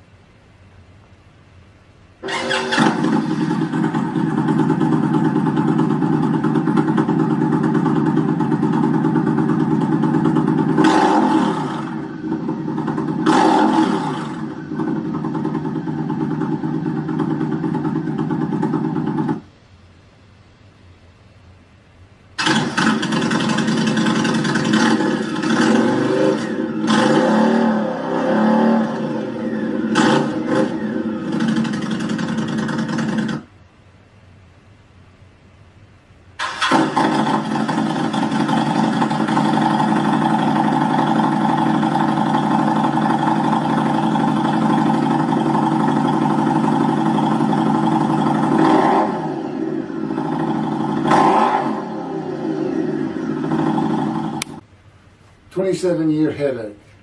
Chapter 5 of the life of God's righteous servant of Isaiah 53. The same year I graduated from law school, 1982, my son Justin was born. In 1985, my daughter Brooke was born. And in 1988, my youngest child and daughter, Laura, was born. I was making good money, though I expected a lot more, in my first job with a law firm that specialized in collections. I also tried my first civil case, which, while working there, which was a nerve-wracking event, first trial. The first day I entered the courtroom, the judge asked me if I was a law clerk. I had a very youthful appearance, though I was 28 years old, not 20, common age for a law clerk. My youthful appearance in junior high school and high school with my long, wavy blonde hair, I usually kept in a ponytail, had way too many people tell me I looked like a girl. It is interesting though, at least to me, not one person in my entire life has ever said anything about my disfigured arm. I must have looked like a girl who would beat on you if you did it. When I got mad, there was no hiding it. You could see it in my face and hear it in my words. When I was 28, Brooke was born. I tried my first civil case, and the bane of my existence on earth began. A never-ending headache that I generally thought to be associated with post-traumatic stress disorder. I had terrible nightmares from my youth, but now I seem to have begun grinding my teeth, causing the temporal mandibular joint, TMJ, to ache terribly during the day, and the whole side of my head, the muscular, I don't know what you call it, but underneath the skin of the skull was always real tight, a tightening of the muscles. It was difficult to even talk to people at some points. For 27 years I had that headache. I tried everything. Even surgery on the TMJ, and another surgery where the doctor severed my upper jaw and then trisected it from my skull and spaced it to fit my lower jaw. All to no avail. I could not stop the nightmares and the grinding of my teeth. Mouth guards helped my teeth, but the pressure was still there. I literally feared going to sleep. I didn't want to wake up the next day sometimes because I knew how bad the pain would be there again. It completely ended my dream of being a trial lawyer. So I got an associate position in an oil and gas firm and began learning how to prepare title opinions for oil and gas companies on tracts of land they plan to drill on. Basically, a title opinion is you start from sovereignty, which is when the state granted the land to someone, usually great, large tracts of land, and from there it'd get parceled out and cut up, and I'd be chasing one small tract within a very large one almost 200 years ago in the early 1800s. And I would have to create genealogical charts of heirship, for people who died without a will. And I had to know who the family members were. And I got very good at it. And I really enjoyed it. I'd go to small towns throughout Texas and into their courthouses where they would keep all the records of every transaction, of every piece of land in the county. But anyway, there's an awful lot to it. I do go into it in some detail in the book, but I'm not going to for this video.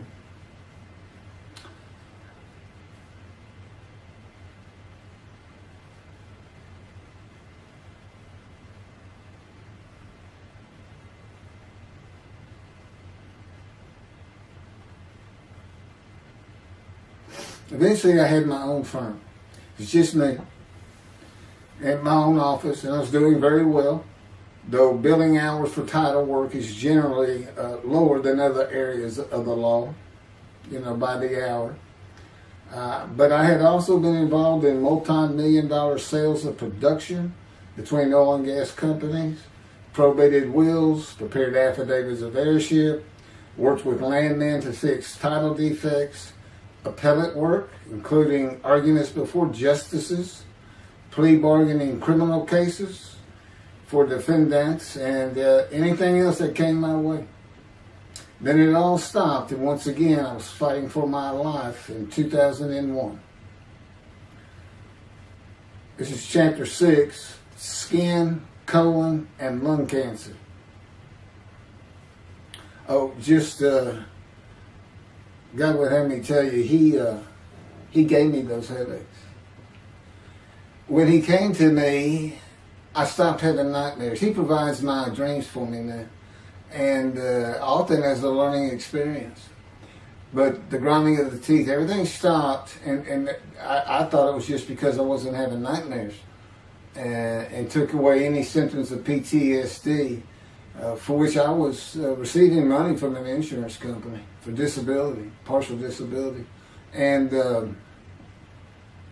that went on for about 7 years. Then one day we're out walking, year 7 of 13, and I had that headache. It just came, and I just stopped. And I said, "You got to be kidding. You did not give me those headaches."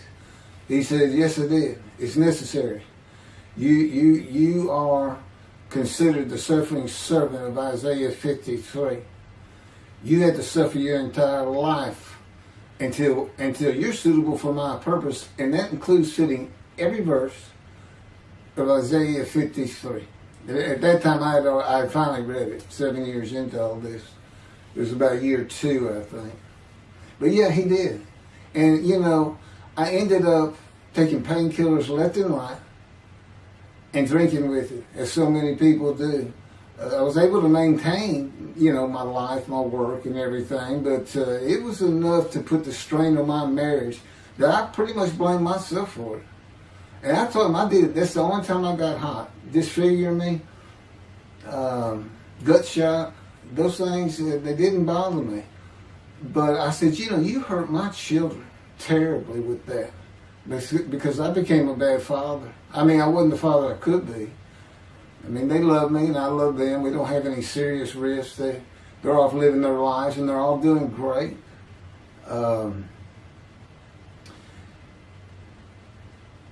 But if they consider themselves anything, they're Christians. And although I don't think any of them are overtly religious, or that they're in church every Sunday or anything like that, but when I started going to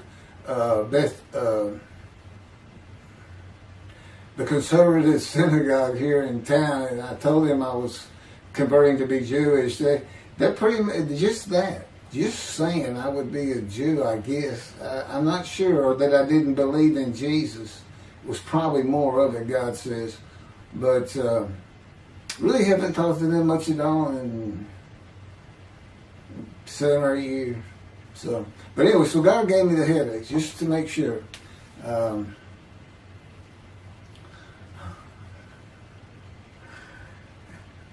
Anyway, I was married to Denise for 18 years, and we divorced in 1997 for irreconcilable differences. We agreed that she maintain custody of the children. The first to leave was Justin, and he came and lived with me. Then Brooke started getting in trouble, who is as tough as she is beautiful. Her mom's very difficult to get along with. Justin was a lot like me at his age, and trouble followed him everywhere he went. Like me, he was hard to talk to, and like me, his getting out of high school was a coin flip. He's doing great. He learned the oil and gas landman business, and I helped him out as much as I could, and friends of mine helped him out even a lot more. And he's very successful now. Married, no children. Laura's married, no children. She's got a great job. And Brooke is married with 2 children. I have 2 grandchildren. Long life, see his children. You'll see what I'm talking about, long life, when I get to the lung cancer that God chose to crush me with. Something had to be done, and to make matters worse, Denise had met a man and they were going to get married. But he didn't want Brooke to be part of their new family, or Justin for that matter. He wasn't going to go stay with them anyway. Now, I had 2 of the children and she had 1, but all still in her custody according to the divorce decree. So anyway, I stopped paying child support on those 2, but had not gotten around to the proper revision of the divorce decree when I took Justin and Brooke with me to live on the Big Island, Hawaii. Laura came with us to visit for a month. This oversight on my part resulted in Denise and now her 3rd husband filing papers in divorce court for past child support for all 3 children, for the time I had begun paying her 1/3 of the original amount. I represented myself. I had won contempt of court and was locked up for a day, but I never had to pay that money. By verbal agreement, I sent Laura back exactly 1 month later. I could not leave her out, and I wanted her to see where her brother and sister would be living. They were all so close and protective of each other, and still are to this day. And she was so sad. One of the hardest and emotionally painful things I have ever done was put her on the plane back to Houston. I can't think of anything else. The backdrop to moving to Hawaii was my firm was in dire need of new work. But the oil and gas industry was down. It's always up and down. And my clients were not drilling. A landman I knew called and said his sister in Hawaii, a brilliant eye doctor, but not a good businesswoman, needed help resolving creditor issues stemming from her new offices and equipment purchases. I told him it was a good time for me, as things were slow, and who's going to turn down a free expense trip to the Big Island, Hawaii? So I went and took care of everything without charge, but of course everything was paid for. When I came back to live in Hawaii, at the urging of the doctor that I had helped, who did not like the look of an abrasion on my chest, and it had been there for years, I was examined by a friend of hers, and it was cancer. I don't remember what the doctor called it. He removed it in surgery with a 6-inch diameter circular cut, and it was not malignant. I could practice in just about any area of the law, and all I had to do was pass the Hawaii bar exam, one of the toughest in the nation. While studying for the bar, my body, all at once, in a moment, told me something bad was wrong with me. I had been running, swimming, riding my bike everywhere I went, letting Justin have the car, and had been feeling good and strong. In a moment's time, I was weak and sick while grocery shopping, and there was a pain in my belly and my abdomen. I did not know it, but a large tumor in my colon had burst through my colon, and I was bleeding internally. I did not go to a doctor, which I guess is my nature. That, and I did not have medical insurance. Anyone asking anyone for help unless things were at a critical stage, such as a bullet wound, was something I couldn't do. There's all kinds of personality disorders. I thought surely it would pass, and decided to just give it time and bear up to the abdominal and belly pain. I continued studying and took the Hawaii bar on Oahu and Honolulu in the summer of 2001. I had lived in pain for so many years from my headache, and passing the bar was so important. I just kept going day by day. Pain was getting worse, and but I kept exercising. It was the only time I didn't focus on the pain. I had always been a fast healer, and I thought in any day it would just go away. I finally could no longer take it.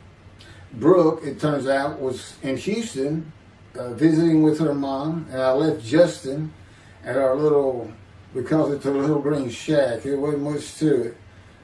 We weren't there very often, really, except to sleep. And went to Houston to find a doctor for diagnosis, staying at my parents' townhome, which is where I'm at now. I had allowed my major medical insurance to lapse using premiums for child support when things had gotten lean. I just needed someone to tell me what was wrong. I would find a way to take care of whatever the diagnosis was. Early September, I was close to dying, lying on the floor of a dingy apartment of a friend who traveled for work. I could no longer get up to even try and get medical help. And I had not told anyone how bad it had become. Then the planes hit New York. Seeing how grief-stricken so many relatives were on the news, I began to think for the first time how awful my children would feel when they found out how and where I died all alone. So I asked my father, again, it's hard for me to ask people for things, for the money to pay for a colon examination that had been suggested by a doctor at one of those clinics you find in a strip mall, the only places I could afford. The doctor who performed the colonoscopy finally found what was making me so ill and unable to eat. A malignant tumor 6 to 8 inches long that had burst through my colon, and I was bleeding internally. You know, I come out of anesthesia, partial anesthesia, and he's holding this picture, and there's this great big purple blob, and he says, I couldn't get the scope past this. It's not a good way to wake up. To say it crushed me in my life is an understatement. The pain, the weight loss, inability to eat, all I could do was drink calorie drinks. Began about 4 months before the colon examination. That was 4 months of sheer pain. But as it turns out, I did pass the Hawaii bar exam. It was now early October 2001. The doctor told me, look, you don't have insurance. Go to Bentop Hospital. That's the hospital I went to when I got gunshot. I prefer gut shot. It sounds better. Yes, man. And he gave me the pictures from the procedure showing what he could not get the scope past. Just shaking his head and saying, you should have come in much earlier. So I went to Bentop thinking I was here in 75 on October 5, dying. But I did survive, and here I am again on the first week of October 2001. I showed the pictures to the admitting nurse. Instead of them sending me to the waiting room, she just looked at me and she said, this is a public hospital. I mean, you can wait all day long to have a cold check. She looked at me and said, why did you wait so long? And how are you still alive? And I told her, I have no idea. She did not send me to the waiting room, but had an orderly take me immediately to a room. There they hooked me up to a morphine machine where I could hit a button at a time interval I can no longer remember and receive a small dose. I do know I never missed one. I was very depressed, and my parents who waited in that line for admittance with me looked so sad and depressed. It was not one of my better days, though I finally had some pain relief. Day after day, I lay there waiting for the next test they would run. It was during this time I received notification that Denise had filed papers in the divorce court to recover monies for the time I was taking care of two of the children. It's also when I received notification from Hawaii that I had passed the bar exam.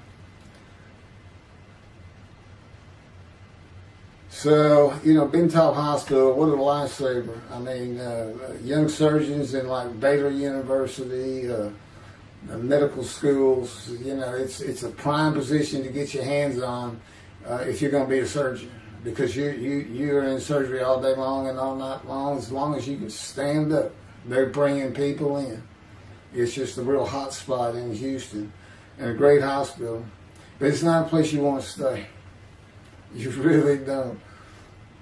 My doctor would come in and be out so fast I never knew what was going on. He did tell you my previous surgery to my abdomen, where they opened me up from stem to stern, complicated removal of the tumor. On October 25, my son's birthday, who was now stuck in Hawaii, they cut me open again and removed the tumor. It was about a week or so later, I was released with a schedule for chemotherapy.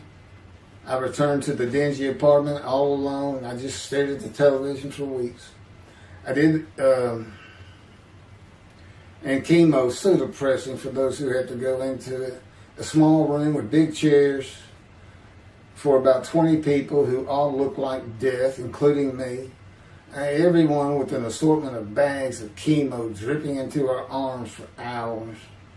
It took about 8 hours before I really got sick from it. And I had to park a long way to avoid paying for parking and drive a long way to the apartment. It was a very gloomy fall and winter. When I completed my chemo of once a week for 6 or 9 months, more tests were scheduled. I do not remember how many months the chemo lasted. I do remember I did not finish, missing the last 3 sessions. At the end, I could not get out of the door without bursting into tears and just not go. It just wore me down to nothing. On the bright side, it was my door. I had my own apartment called the Loft. It was brand new and very nice on a bayou close to downtown Houston with a running trail alongside it and lots of woods near Memorial Park, where I had been running a 3-mile circuit since high school. I returned to Bentall for follow-up tests, including x-rays of my chest, and the colon cancer had not returned then and to this day. The chest x-rays were another matter entirely. The doctor told me he had bad news and showed me the x-rays telling me the white spots I was seeing was cancer. They were everywhere. Lungs full of cancer, he said, at a stage I could not be treated with any success. My dad was with me, and I asked the doctor, well, what does that mean? And when he said you need to prepare for death, the look on my father's face was so sad and hurt at the same time I'll never forget. And we've been through some tough things in this house. Every house we've been in. It didn't affect me one bit. I did not feel anything. I was too beat down from the chemotherapy to care, I guess. God tells me I had a lot to do with that. And in fact, no matter what they said, I didn't think I was going to die. But I didn't know that. I just wasn't having that conscious thought. And God says he had a lot to do with that. Of course, he hadn't spoken to me yet. I had never seen a doctor for cancer or any other ailment since that day. I had to get Justin home was all I thought about. But I needed money. I found an old client that needed a title opinion for a drill site well. I struggled through that and got my boy back to Houston. And it was tough. I was so weak. And it had been so long since I really had done any title work. And just going to pick the work up and visiting with the client was a major to-do for me. But we got there, and I got Justin home, and he went to live with some childhood friends. This was now 2002 and going into 2003. I just walked all over the running trails in the 3-mile loop at Memorial Park and in the woods day after day. I didn't think about dying, but I did start. But I did not think about restarting my law practice either. I watched a lot of television and played video games. I watched the Tour de France for the first time and got inspiration from Lance Armstrong. I was still alive though, and the funny thing was my lungs never bothered me. I was never sick. It's because God had already removed it. After I got the news I was dying of lung cancer, He took them from me. That's what He tells me. And I don't have any symptoms. Well, as you'll see right here, in 2005, I picked up some title work here and there and made an office out of my loft. I bought my first motorcycle, soft-tailed lowrider Harley Davidson. First time in many years I was happy. I love riding that bike. In 2006, I did some landman work for standard day wages and began dieting and running.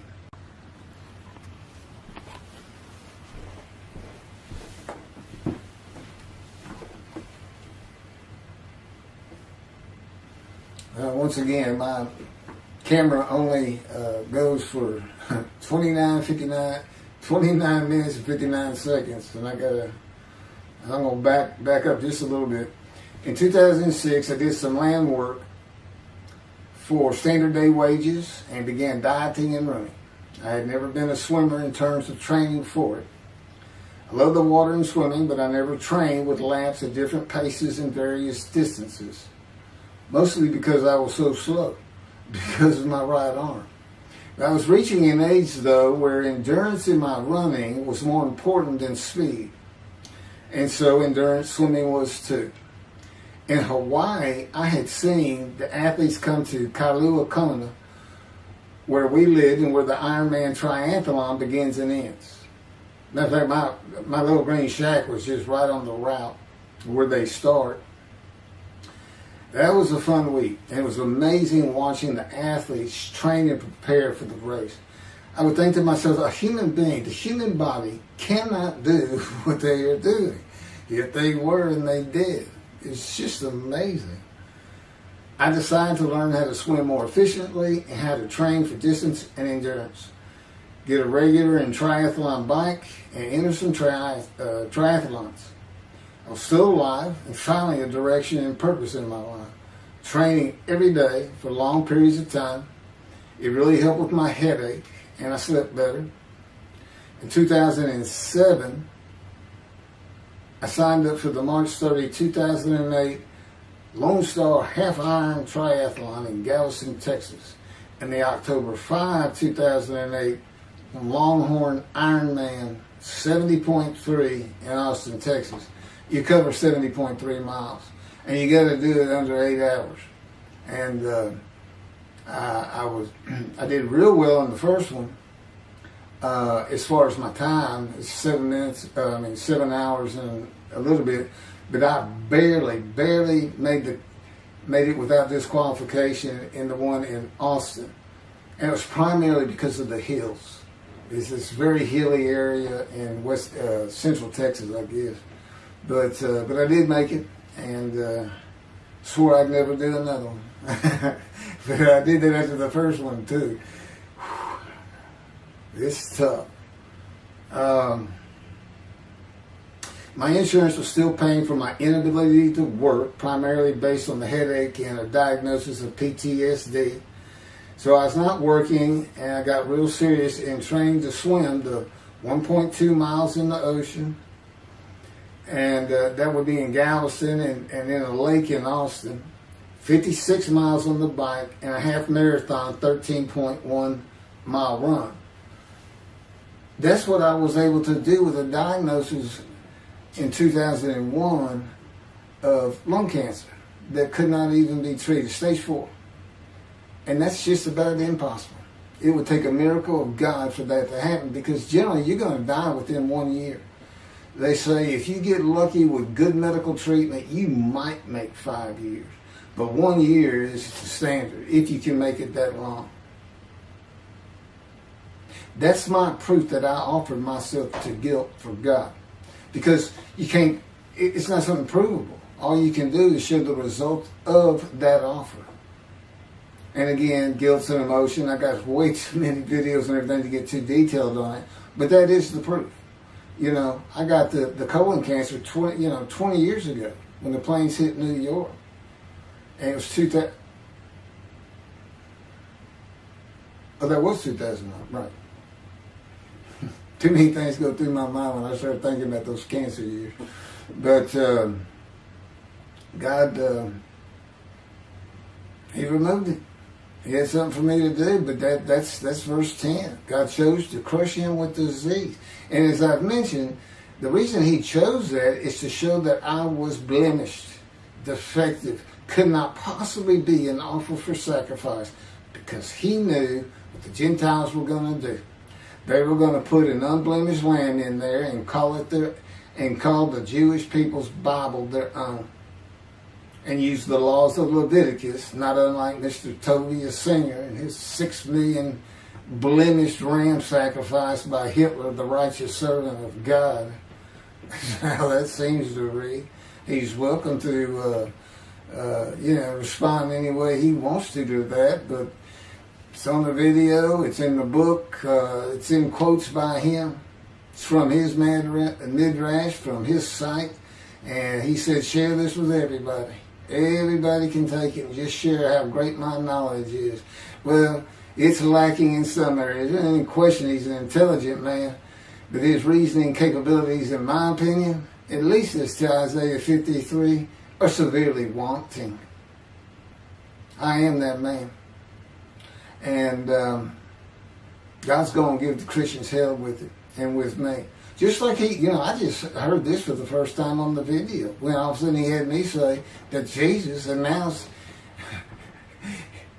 he wasn't the man of Isaiah 53 on the cross when he said, Father, Father, Father, why are you forsaking me? Because he was about to die. In Isaiah 53, who he thought he was, and he's not, who he didn't fit the verses, but he thought he was, is supposed to be exposed to death, but given long life. So boldly he goes into the Roman Jerusalem and gets himself taken up. He's not worried. Delusional, yeah, maybe. But as far as I'm concerned, he's nothing but a story. He never existed. And the story starts with the Essenes of the Red Sea Scrolls and the teacher of righteousness. Real quick, I'll go over that. Here's the thing. Their founder is called the teacher of righteousness. Okay? They were great followers of Isaiah. They had the great scroll of Isaiah. They're prolific writers and copyists. They had their own gate at Jerusalem. The Essenes Gate. Now, the New Testament never mentions them. You got Pharisees, Sadducees, Essenes, but they never mention an Essene. And Jesus, quite frankly, would have been one of them, because they embody who he is. They didn't like riches, hated sinning. They didn't like material things. They removed themselves from Jerusalem, in the most part, to those caves by the Dead Sea for that very reason. But they did have a gate. They still had people who would be there. And you know what they would do at the gates? Tell stories. That's what you do. You tell stories. And it is a great story. Here's this guy. He's connected with God. Back then they believed men were gods. Caesar was a god. Over in Egypt, you had the same thing going on. It's a common thought that men could be gods. And this story just springs up.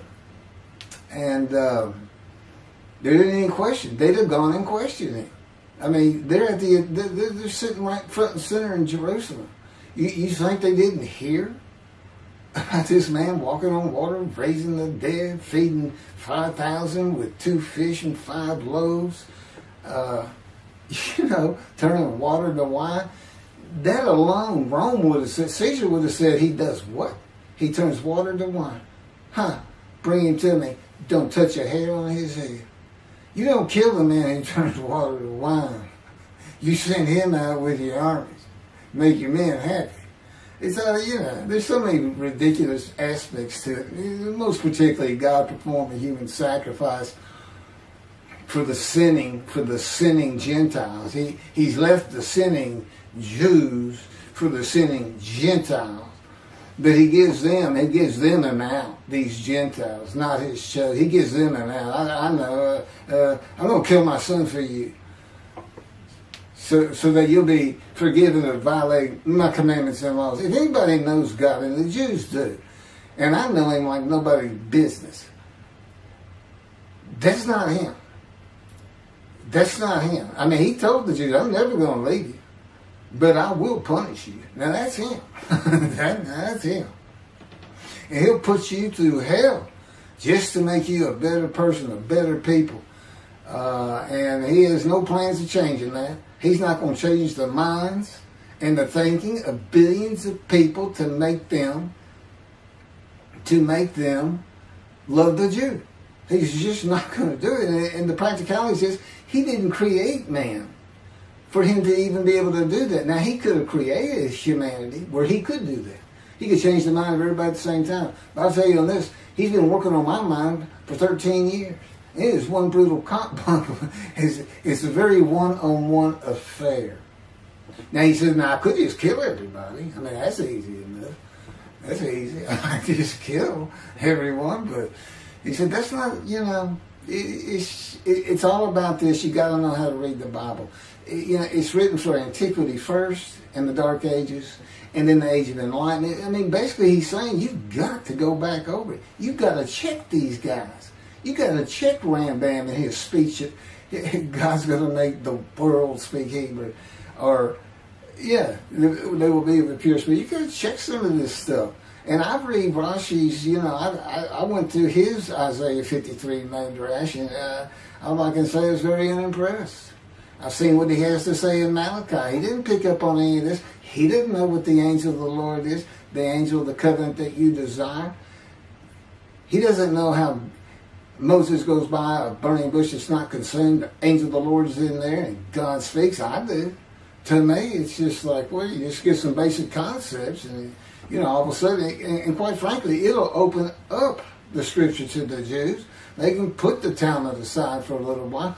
But I will say this. God says, if you can study it, study it. There's all kinds of great things in it. Just be real careful about what you teach from it. And it's useful for heaven. If you like to talk about Talmud as a scholar with other Jews who may very well be in a scroll of remembrance with you, you can meet up with them. You'll see them in the meeting places, have them over to your room. Y'all can watch the new earth being created and the new peoples of God chosen, and watch the evolution of a chosen people. And humanity, the same as this one. God says, why would I change it? Why would I change it? When I did it, it was perfect. And you can tell Mr. Singer that the evolution that he's talking about, where all of a sudden the world's going to love the Jews, been going on for over 3,000 years, and it hadn't even. And today, anti-Semitism's up, and David is here. It's not going to happen. Thank you very much. I will be doing. Was that 5 and 6? Yeah, that was 5 and 6. Now the book picks up at chapter 7. It's on a video when God first speaks to me. And it's very interesting. And we'll still be putting some videos out. But I've pretty much covered all the major material. Everything from Isaiah 53 and the day of the word. Lord, there's a few more things. And it's a better read than it is a video watch. But, for those who like to read. But it's covered very well in these videos. And now that I put in the personal part in, which is to show how I fit Isaiah 53, and you see the difference in my life. Now that's a life of suffering. That's a life of pain. That's a life of familiar with disease. They say, gee, well, he died on the cross. He was scourged. He was scourged and this and that. Do you know how much he suffered in his life? I mean, he's not even in the conversation as a man of suffering. He's not in the conversation. Thousands and thousands and thousands of people died horrific deaths back then and by crucifixion. It's not the only one. This is descriptive of a man and his life. So you can find him, identify him. And what did he do? He never suffered. He was never sick, ever, until the last day of his life. He's 30 years old and he's got one day but under his belt of pain and suffering. You know, to me, that's not, you're not even in the conversation. I mean, that's nothing. That's not him suffering. That's just, he had a bad death, sorry. You know, you got whipped first. You got whipped. One gospel says the scourging was an open-handed slap to the face. Now, the other three do say scourge. But then and then every movie you see, he's carrying that cross. He's all whooped up and bleeding, this and that. He carries the cross in one gospel only. In the other three, it's carried for him. And then he's on the cross, and what does he do? Father, Father, why have you forsaken me? And then the gospel says, one of them, and then he gave up the ghost. He gave up and died. I laid in the back of an ambulance for 8 hours, doing everything I could in my power to stay alive. Just gave up the ghost. There's another video where we make that a little bit more humorous. Anyway, thank you for listening, and I guess that's it. Thank you.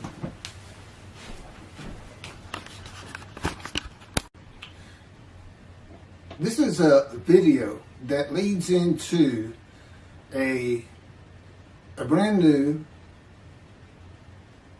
very distinct, not heard from before, commentary on Isaiah 53, which begins actually in Isaiah 52.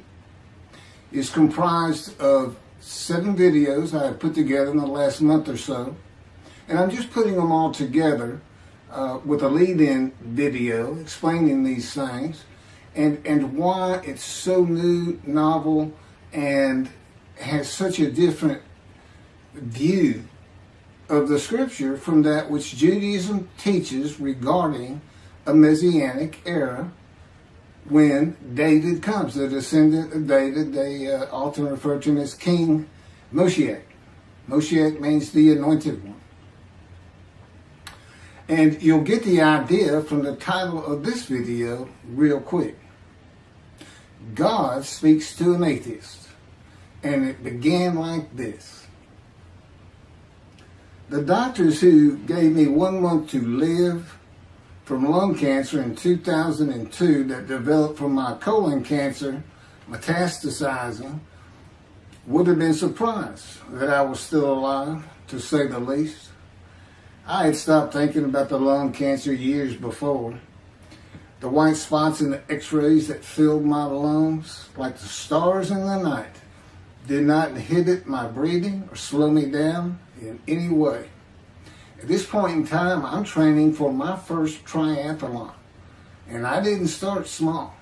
I did a half Ironman. It's 1.2 miles swim in an ocean, 55-mile bike ride, and half marathon, 13 miles. They call it the 90.3.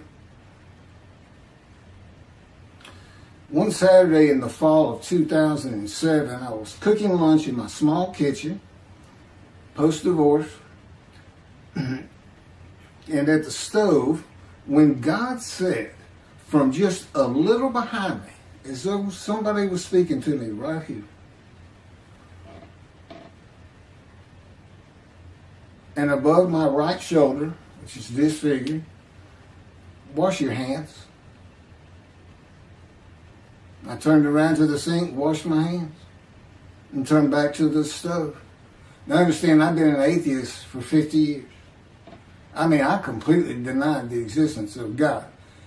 And then from right here, a small, quiet voice, like an account they had with Elijah at the cave, said, wash your hands. And I simply turned around, washed my hands, and went back to the stove. I didn't say a word. I didn't even keep thinking about it. I just did it. That was it. It was as though he had always been there. Just as to Adam. That's what I liken it to. And he dictated this to me. This is from my book, the book of my life that God dictated to me. It's called The Righteous Servant of God of Isaiah 53. No, the life of God's righteous servant of Isaiah 53. And he put it together. And he did it because he actually came to me, as Jeremiah would say, in the womb, but in my first year of life. And like Ezekiel, lit and entered me. So that part of chapter 11 of Isaiah happened well over 62 years ago. That's when that happened. That's when Moshiach was here. For all these rabbis and commentators who have been saying, he's here, no, he's here. Well, he's been here. I've been here a long time. I just wasn't prepared and hadn't even heard his voice yet. But what he did, with Jeremiah, he made sure he was a priestly, godly man and guided his life. With me, it was to make sure I fit every single verse of Isaiah 53 as only I can explain it, what it's for, what it all means, and live a life of suffering familiar with disease. God chose to crush him with disease that he would offer himself for guilt and receive long life to see his children. That's my proof that it happened. They told me 20 years ago, we can't treat this lung cancer. It's too advanced. You're going to die. And you're going to die real soon. You need to prepare for it. And it did crush my life. I stopped working. I just kept waiting to die. And I didn't die now. I'm training at this point in 2007. I'm training for a triathlon. I finally said the heck with it all. And that's the proof. Crushed with disease, exposed to death. That's in verse 12. Exposed to death. And here I am. 20 years later, still going. Hadn't seen a doctor since. Never received any treatment, which is unheard of with lung cancer. And I had colon cancer before that, and I had skin cancer. I'm a man familiar with disease, that God chose to crush the disease. And these 7 videos put together as one, obviously I wouldn't ask or want, and I couldn't do it, to listen to them all at one time. But I know you can mark your spots and everything. But it was spread out in 7 different videos, and I thought, well, the next video I'll have a preamble to it and explain. This is not fooling around. Once you learn my version, which comes from God, of when Moshiach comes, the day of the Lord, which is left out of the Messianic era. But if you ignore me, God says, as my role as Elijah, God says, when he does return to his temple suddenly, it's going to be with, and it's not there, it's going to be with utter destruction to the land. Okay, all this is explained, so I'm not going to keep going in detail and carry on with God first speaking to me, but it was as what Adam would have felt like. This is natural. I mean, to him, having somebody speaking to him from above him, from up here, from within him, it's perfectly natural. And he wouldn't be falling down in reverence and I'm not worthy and all that. It would just be, this is the person who's always talking to me and telling me what to do. The fact that he doesn't see him wouldn't probably enter into his mind. Just, that's just the natural order of the world for Adam and me. Particularly today, 13 years later. Still in God's fire of refinement, preparing me. And now we have the books, they're unpublished. Jewish publisher, Christian publishers, I dare not even send it to them, because how harsh I am on Jesus Christ, who said he was the man of Isaiah 53, and it's because of him I had to get crushed with cancer. That's what that's all about. God doesn't have to crush you to make you offer yourself for guilt. He just seized Ezekiel and put him through the fire of refinement, the anguish of it, and sent him off to be a prophet to the Assyrian, Babylonian exiles, of which he was one, actually. The book of Ezekiel is the key to Isaiah 53. That's my backup. See, God, these videos, everything, the way where he put angel of his presence and Holy Spirit, that Judaism doesn't recognize. a host of the Lord's host. It's in the book of Joshua one time. He did it so they wouldn't find it. He knew what this was going to be about. These are my proofs. This is what it's all about. He set it up for me to be this controversial. You just got to take the Messianic era of Judaism and toss it out the window, and you'll understand why when God has me explain it to you. He controls everything I do, think, and say. Finishing preparing lunch and ready to watch a Texas A&M football game, I headed to the living room, and God said, "Get a napkin." I turned back to the kitchen and got a paper towel, sitting on the couch from about the same place. Sitting on the couch with the television on and my plate in my lap, God said, "Get your TV tray." I got up, set my TV tray in front of me, and placed my plate on it, began eating and watching the game. That night, I was in bed reading a book. From the doorway, God said, "Tomorrow we're going to Bed Bath & Beyond, the store, to buy a shower curtain, sheets, pillowcases, and shop in general for things that you need." I said, "Okay," and continued reading my book. That's God spoke to an atheist. That's how it started. We call it the early years now when we talk about it. It was so different from the way things are, and all the same in the same breath. And I have since learned this. It was by his power upon my emotions and thoughts that his presence with me was though he had always been there. In other words, when you read in the Hebrew Bible, God calls somebody's name like little Samuel, and he says, "Here I am. Here I am." Now there's some accounts of people falling to the ground, but he can put a silent knowing to you. He can put knowledge within you, your mind, where you never hear a word from him. In other words, put into your mind the God of all creation is about to speak to you, and he doesn't have to say stay calm. He controls emotions. He told me, "Keith, I created emotion. And there's nothing I can't do with yours," and believe me, it's been proven to me. I'm not going to get into all that. And then this story goes on. It turns out he had been like Jeremiah from the womb. Let me pass by that. I've never been affiliated with any church or synagogue. I've never had any teaching from yeshiva or seminary.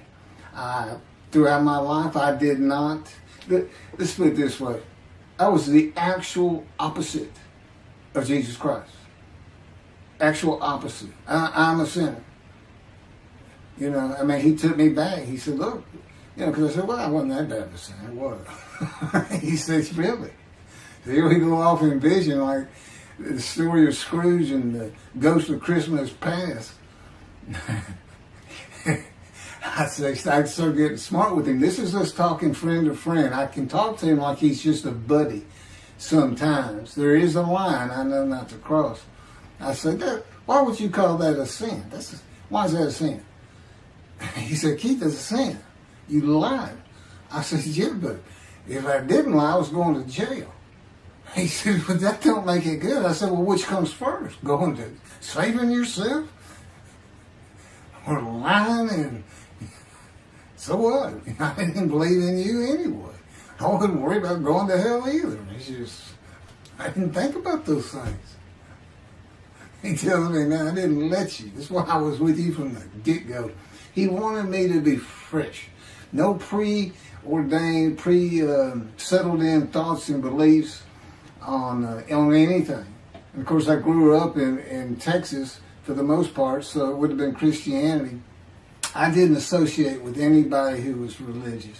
I didn't even know what the term Jesus freak meant. I didn't even know that Jesus died for my sins, supposedly, under their theology. And I didn't know that there was a problem between Judaism and Christianity. Jews and Christians. I didn't know that. I had plenty of Jewish friends. You know, I was in the late 60s, 70s, my formative, going into my teen years, and, you know, he treated everybody as an equal. I never thought about it. Including African Americans, who in my day, we just said blacks. I guess that doesn't go anymore. But had great friends of all kinds. My best friend, I didn't even know he was Jewish until I saw him on Facebook 40 years later. But anyway, let me jump ahead. Okay, this is how God communicates with mankind. This is what the prophets are all about. It's not just Ezekiel, a spirit lit and entered into me. At that moment, God was speaking. And then he says, at that moment, a spirit entered into me, and then I could hear God's words. So he's saying, and that means God is in his spirits. And it's just imagine the presence of God is his mind, and it is composed of elements of the unseen realm that we can't understand. And spirit he created, and the angel of the Spirit, the Holy Spirit, he created. But that's completely different elements. His presence is different from God's presence. But they're like big clouds. And they can float together and be as one cloud. Okay, that cloud is what descends upon you. They are within me and without me. If this audience was in a room with me, they would envelop you all around you. You'd be in the presence of God. The difference with me in that room is that cloud engulfs me, flows through me. It's within and without me, as though there's no break because of my physical structure. My little spirit is a little cloud that also drifted in. That's what it is. And it happened with all the prophets. If they spoke God's words, he was talking to them. He was telling them, write this down. Write this down. All these 20 books or so, of the books of the prophets. Ezekiel, write this down. You got to set this up.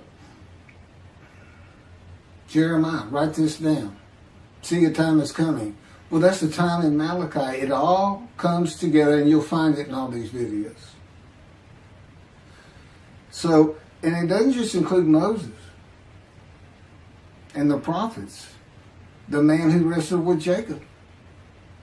Jacob says, I wrestled with a man in divine beings.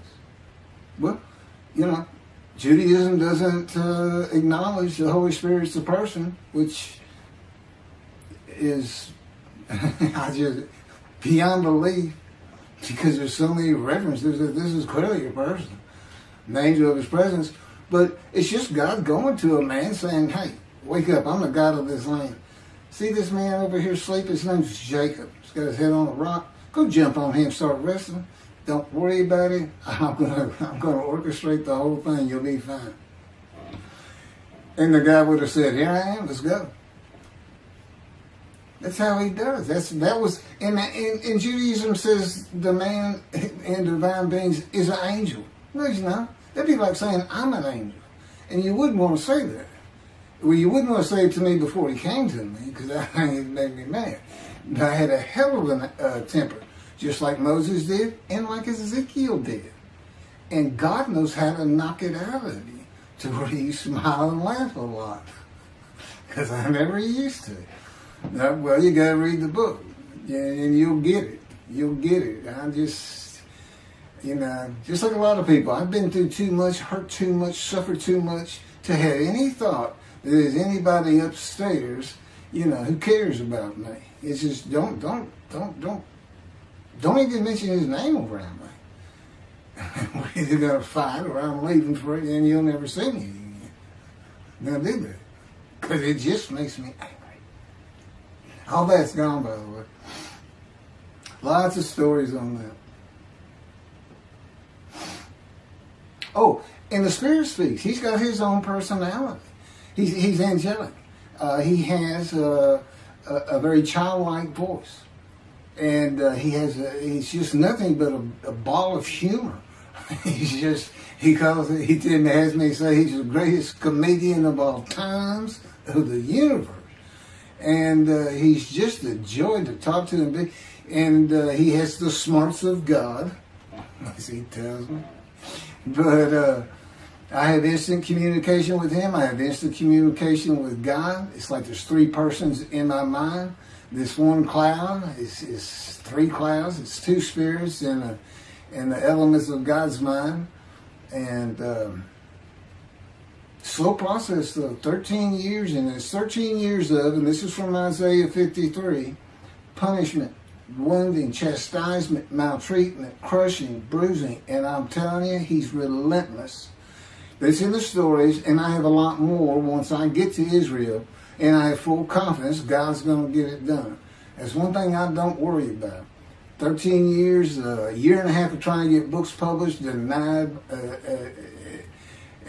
by everybody who even bothered to answer me, because it's just so different. And it can only go to Jewish publishers, and it's just like, well, this isn't the stuff we believe, and it sounds like he's saying it's him and this and that. Well, I was. God said I made sure I didn't get them published. I wanted to do the videos first.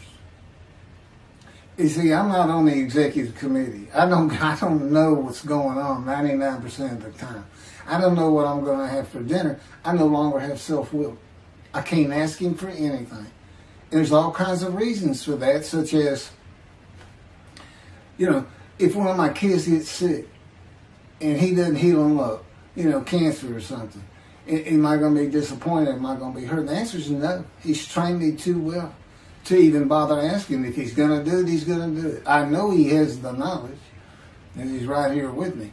So, it's a long, detailed process. I know things from his perspective. It's just another reason the Messianic era is not going to happen. And it comes out in these films. But the Holy Spirit, the angel of his presence, we're friends. God says, I can't be friends with human beings. I said, well, we're friendly with each other. He said, yes, that's right. I said, I Googled this, and technically you are my friend. He said, well, I know, but I just don't acknowledge you. I said, why? He said, because I'm God. That's the way I am. I get to do whatever I want. Now, he's just messing with me. It's just like having a friend. Of course, it's a true statement. He can do whatever he wants. But he's pretty stately and regal. But, again, we live together. I've lived with him for 13 years now. And it's never going to end until I die. I wouldn't even know what to do. He said, if I left you, you're going to fall down dead. You're not supposed to be alive. I keep you alive. He said, I took that cancer from you, but I just put it back in if you do something that makes me want to leave. I said, well, what am I going to do? No self-will. To an extent, no self-thought. And I told him, I'm not even a human being anymore. He said, well, what are you? I said, I don't know. I'm a man in divine beings, but I'm not a human. I don't have self-will. That's what distinguishes a human being from an animal. He said, but I'm being the human for you. I'm providing your self-will. So you do, in a way, have it. So you're still a human being. I said, well, I'm dead. He said, why are you dead? I said, because it's like my brain's not connected to my spirit anymore.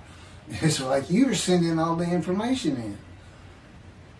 And that's about heaven. I haven't lived the existence in heaven as to my thoughts, because in heaven you won't have a mind. The heaven for the Jewish people only, I might add. You won't have a mind. God's got to provide it for you. He's got to be you for you as a completely new and different creature, but still you. It's a very amazing story on how that does. And I'm taught all these things and literally experienced them, not only in the real, but in visions. I've had more visions than, if you count every single vision in the Hebrew Bible and the New Testament, I've had easily double that. And I'm a walking visual. God's communication, and this actually shows up in the story of Moses. He won't let me tell right now. But he puts images in your mind. Instead of saying a sentence, you get something in your mind, a picture. Anyway, I call it visuals. And you can be wide awake for those. And I can be in vision wide awake. Okay, so we finished our shopping to get shower curtains and everything. And God said, let's go to the bookstore and get you a Tanakh. To which I replied, well, what's a Tanakh? I didn't Hebrew Bible, okay. Well, I know the Holy Bible, the New Testament and Old Testament. And on we go. I'm starting to learn for the first time. At Barnes & Noble's, we looked at all the Hebrew Bibles and purchased the Jewish Publication Society's Tanakh, the Holy Scriptures, which is a translation that began in 1956 and was published in 85. Men who spent 30 years on the Leningrad Codex, the oldest Hebrew Bible in existence. They started from scratch. I hear these rabbis and people saying, well, I know what these translations are, this and that, and this. And God says, just go with the JPS. They hit it right just about every single time. I've only found one thing that I don't understand how they missed it. But it's in 53. This is the 1985 edition. That's the best translation you can get out there. And I don't just hear God speak to me. His presence is heavy. And I'm also, it says he pinned Ezekiel's arms behind his back with his cords of power. And by his cords of power, Ezekiel could not leave his house. Now, that's in Isaiah 53. He took him from the land of the living. He took him from society. The man of Isaiah 53 lives, so he's taken from society, but that doesn't, from the land of the living, that doesn't mean he died. And there's no crucifixion in 53. So you start to see how Ezekiel is so important in this, and that's where you find out about the covenants of friendship that come with God in the day of the Lord when Moshiach comes. Again, you don't hear anything about it in this Messianic era. I'll tell you this. I think the Jewish people are going to like this better. I think throwing out all that rubbish Judaism has been teaching from back in antiquity, that's where they're stuck, and see what's really going to happen with God coming back, a man in divine beings, with the capabilities of Moses, Elijah, the descendant of David. All their attributes, okay, are in me. I can be each and every one of them, and I can be all four of them at one time. And God can speak through me. So, it's going to be fun. And he wants his temple rebuilt. That's the purpose of Isaiah 53. It says, a purpose which might prosper of God. But it doesn't tell us what the purpose is. Well, we find it in Malachi 3. I'm sending my messenger before me to clear the way for me, and I shall return to my temple suddenly. But the covenant that comes with David says, I'm going to place my sanctuary amongst you. He already knows it's not going to be there. And then we have Elijah in Malachi 3. Well, he's got a purpose that might prosper. And if it doesn't, God comes with utter destruction to the land. And again, you don't hear it with the Messianic era. Utter destruction to the land. There's 7 million Israeli Jews. How can you not read that and go, that sounds an awful lot like I'm going to raise up armies against you? How can you just ignore that? Well, anyway, we're getting it fixed up. And the purpose that might prosper, I never believed that. I think that just hooks the man of the righteous servant of God of 53. I think that puts him with, he's got the same purpose as Elijah. Elijah is supposed to bring the families back together through the laws and teachings God gave Moses, or being mindful of them. That's the new covenant. It's an amendment. It's an amendment that also has a new inclusion of sin forgiveness. Over the last 63 years, God's presence has resided in Texas, Louisiana, Florida, and Hawaii. And he is more than ready to return to his land, Israel. Because wherever I am is where his presence is, and those are all the different states I lived in over this time period. Wherever I go. As a matter of fact, if you see me in Israel down at the old city or down at Tel Aviv, you can turn to your friend and say, hey, I know where God is. His friend said, really? I thought he left.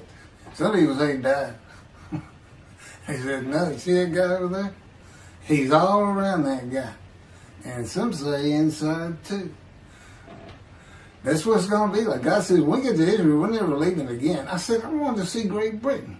He said, it's like, did you just ask for something? I was like, oh. Yeah, that's good. I hope I fry if I hit the border and cross over. I hope I just burn up, burst into combustible flame. But anyway, that's where he wants to be. And I'm assured he's going to get there. This purpose that might prosper, again, I think it just shows the purpose of the righteous servant and a purpose of Elijah. Because he knew I was going to be teaching. There's only, in the day of the Lord, as you would imagine, he wants to have all the prophecies fulfilled, be done with the prophecies. And there's only a handful. 4 men to come that we've never seen. The descendant of David, prophet like Moses, Elijah, and of course the righteous servant. We only have one description. Even the sages knew you got to have a description of the descendant of David. It's Isaiah 53. They called him in the Babylonian Talmud the Leper Scholar. You'll see me referencing it on just about every video. In other words, I'm saying, look, it's not Jesus, it's not the people of Israel as taught today. It's this guy from the Talmud that just hadn't come yet. You just didn't have a man that fit the description. Well, you do now. And 2 covenants. The friendship covenant, which is actually in 2 parts, Ezekiel 34 and Ezekiel 37. One part of which is, I'm going to put my sanctuary amongst my people. And the other part, interesting enough, has to do with the land blooming again, which is Jeremiah 31. See, a time is coming, the land will bloom again. See, a time is coming. The cities, after desolation of many years, 2,000 plus actually, will be restored and Jerusalem rebuilt. And the Jews shall never be defeated again. Okay, now we just talked about utter destruction likened to armies being raised. But here it is in this friendship covenant, Jerusalem being rebuilt. If that's done, then you'll never be defeated again. So, you look at it and go, well, there's kind of a problem between those two. And what I think it means is he's going to get the temple built now that Jerusalem's been rebuilt and he's come. That this might prosper because, it kind of gets you. So what is the purpose of God might prosper? Who thought you could do everything? And he said, well, in a large part, my people got to listen to you. They got to, especially the rabbis, they never listen to my prophets. They're all full of themselves. Think they know everything. But he starts getting angry. And see, that's not good for me. Because all of a sudden he wants to make me better, which means suffering. You got to keep him away from those movies. I'll tell the spirit, say something funny. You're the funny guy around here. We talk friend to friend too. Well, anyway, I'm going to let you. There's a lot more, but this story's in my book. Hopefully, after spending time and understanding who I am, that this is here. It's happening. I don't care what the rabbis think or say. Look, I'm a prophet of God. I'm a man in divine things. If I say something contrary to what they think and say and believe, they're wrong automatically. It's a given because God is the one telling me all these things. It's His book. They're wrong automatically. And He is livid that I'm having this problem with Isaiah 53 being the people Israel. Well, it's in the videos, but you ought to see the arguments they really put back before that for Isaiah 53:10 and other verses. Rabbi Tovia Singer out of Judaism, he went Christian. The Christians went to the laws of Leviticus, animal sacrificial laws, and said Jesus is the unblemished lamb. That's why, and they're using, Leviticus where you could offer a lamb and for unintentional sins, but nevertheless they turned it into He was a human sacrifice, which he says himself. He says, God no longer wants bulls and goats for sin. He prepares my body for sacrifice. It's human sacrifice, and God made the sacrifice to Gentiles so they didn't have to obey his commandments and laws. You know, from an atheist who comes in with no religious background, I read that and I look up face to face with God wherever he is that moment, and I say, you got to be kidding me. People believe this? This. He said about 2 billion right now. He said, I'm not going to bother trying to tell you how many there's been in 2,000 years. God made a human sacrifice to me so I can go to heaven and I can go kill somebody if I want to. I can go rob someone. I can go beat my wife and my kids. I accept Jesus again. I was God was teaching me the New Testament, and this guy at one of these mega churches came up to me and says, you know, if you do accept Jesus Christ, you're not just forgiven of all sins that you have committed. You're forgiven of every sin you're going to do in the future. I said, really? He said, yes, really. He said, Jesus knows you're going to do it, and he already forgave you. I said, what? Okay. So if you're a Christian, you can just sin all the time, because Jesus knew you were going to do it. I hadn't actually heard that taught, but that's the effect of it. Okay. Next year in Jerusalem. Enjoy the books. Don't try to listen to the videos. Don't try to watch them all at one time. But what I did is I put them together for you in the order they should be. And I just thought it'd be easier. And we're kind of coming to the end of our videotaping for a little while, it seems like. Again, I'm not on the executive committee with God and his Spirit. I never really know what we're going to do next. And the books are at Keithmccartymcca.wordpress.com. You can find that on my YouTube channel. I guess that's about it. Thank you very much.